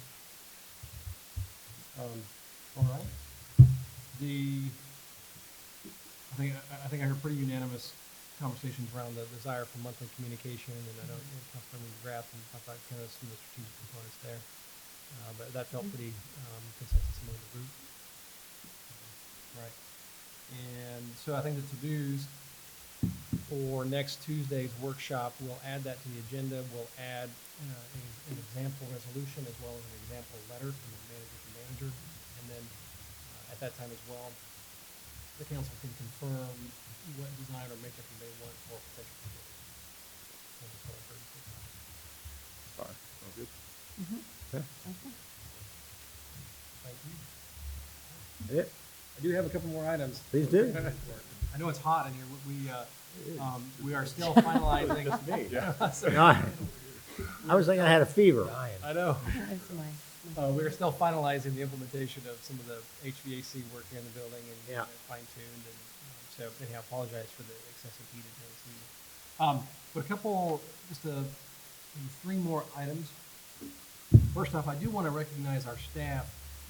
We recently got a certificate from the Holly Springs Food Cupboard, and we have a bin, I think it might even be multiple bins in the town that collect canned goods for residents. And we were recently recognized, the town of Holly Springs, for collecting 1,300.7 pounds of food supplies and goods for our community. So a great accomplishment. I want to thank our team here in the town, and really appreciate their efforts to help make a difference in our communities. Thank you very much. The second item, on February 21st and 22nd, we will be at Mid Pines for your annual retreat. And so just to recap again what's in store for that retreat. On Friday morning, we'll be talking about housing affordability, and that will comprise most of the morning there on Friday the 21st. In the afternoon, we're going to move into talking about your strategic plan and giving you some updates in terms of some of the progress we've made and some of the performance on that, as well as an opportunity if council wants to revise or refine any of your strategic components. We'll also have a conversation around the stormwater policy and fee structure, and we'll have some consultants that will be coming in as part of that conversation as well to help with that. Then on Saturday morning, we'll be talking about your the investment plan, and particularly within that, your 2018 transportation bonds, giving you an update on those projects on that particular morning. And then as well, a discussion around the Parks and Recreation Master Plan, and an opportunity for the consultant who's facilitating that to come in and really start with you all in terms of some expectations and desires and hopes and wishes around that. There was also some conversation about some conversations with Ting, and what I would suggest at this point, I think our agenda is pretty packed, and if it's okay with the council, I suggest moving that discussion of that item to probably your March workshop. Maybe April at the latest, but if that's amenable to the council, I'm a little bit worried just about, we've got a lot of great topics in there, and I don't want to cut that discussion short on time, but that's amenable to the plan for that small adjustment. So anyhow, just wanted to recap that, if that is in the works, and look forward to spending a few days with you there. And the final item, and I do want to recognize, I had the pleasure this past week of going on a little trip with Mr. McGrath and Dr. Wolf down to Wilmington for the Essentials in Municipal Government course that was put on by the School of Government and the North Carolina League of Municipalities. I'm here to say that both of the council members did attend all their sessions, and they studied hard and paid attention the entire time. So congratulations to them, but it was a great day to understand a little bit more about North Carolina local government, how it operates, your roles as elected officials and what that means, and some of the rules and decorum in ways that you can have productive meetings and a great impact in the community. So just want to recognize those two council members for the work that they did that last week. And let me say, we were the largest municipality in the room because most of it was North Carolina, which was interesting. What I most took away from that was the work that Randy and our staff has done to prepare Councilman McGrath and I we did not learn any new information there because you guys have done such a great job preparing us for this job, but also implementing the best practices that the School of Government has recommended into the daily practices in this town. Nothing that we heard was a surprise. So it was a very easy experience for us because we had been living it for the last couple of months that we've been here, and everybody on staff should be commended for doing that. I would concur. Anything else? Mayor. Counselor? I don't have anything. I don't know if you wanted to meet to. Mayor Pro Tem? Yeah, unless there's objection, I guess no rest for the weary. I think the council does have a desire to go into closed session pursuant to North Carolina General Statute 143.318.11A6 to discuss the performance and character of our employees as we continue our review process. I make that in the form of a motion. Define desire. Here a second? Second. All in favor? Aye. Opposed? Motion passes unanimously. Thanks, everyone, for hanging out.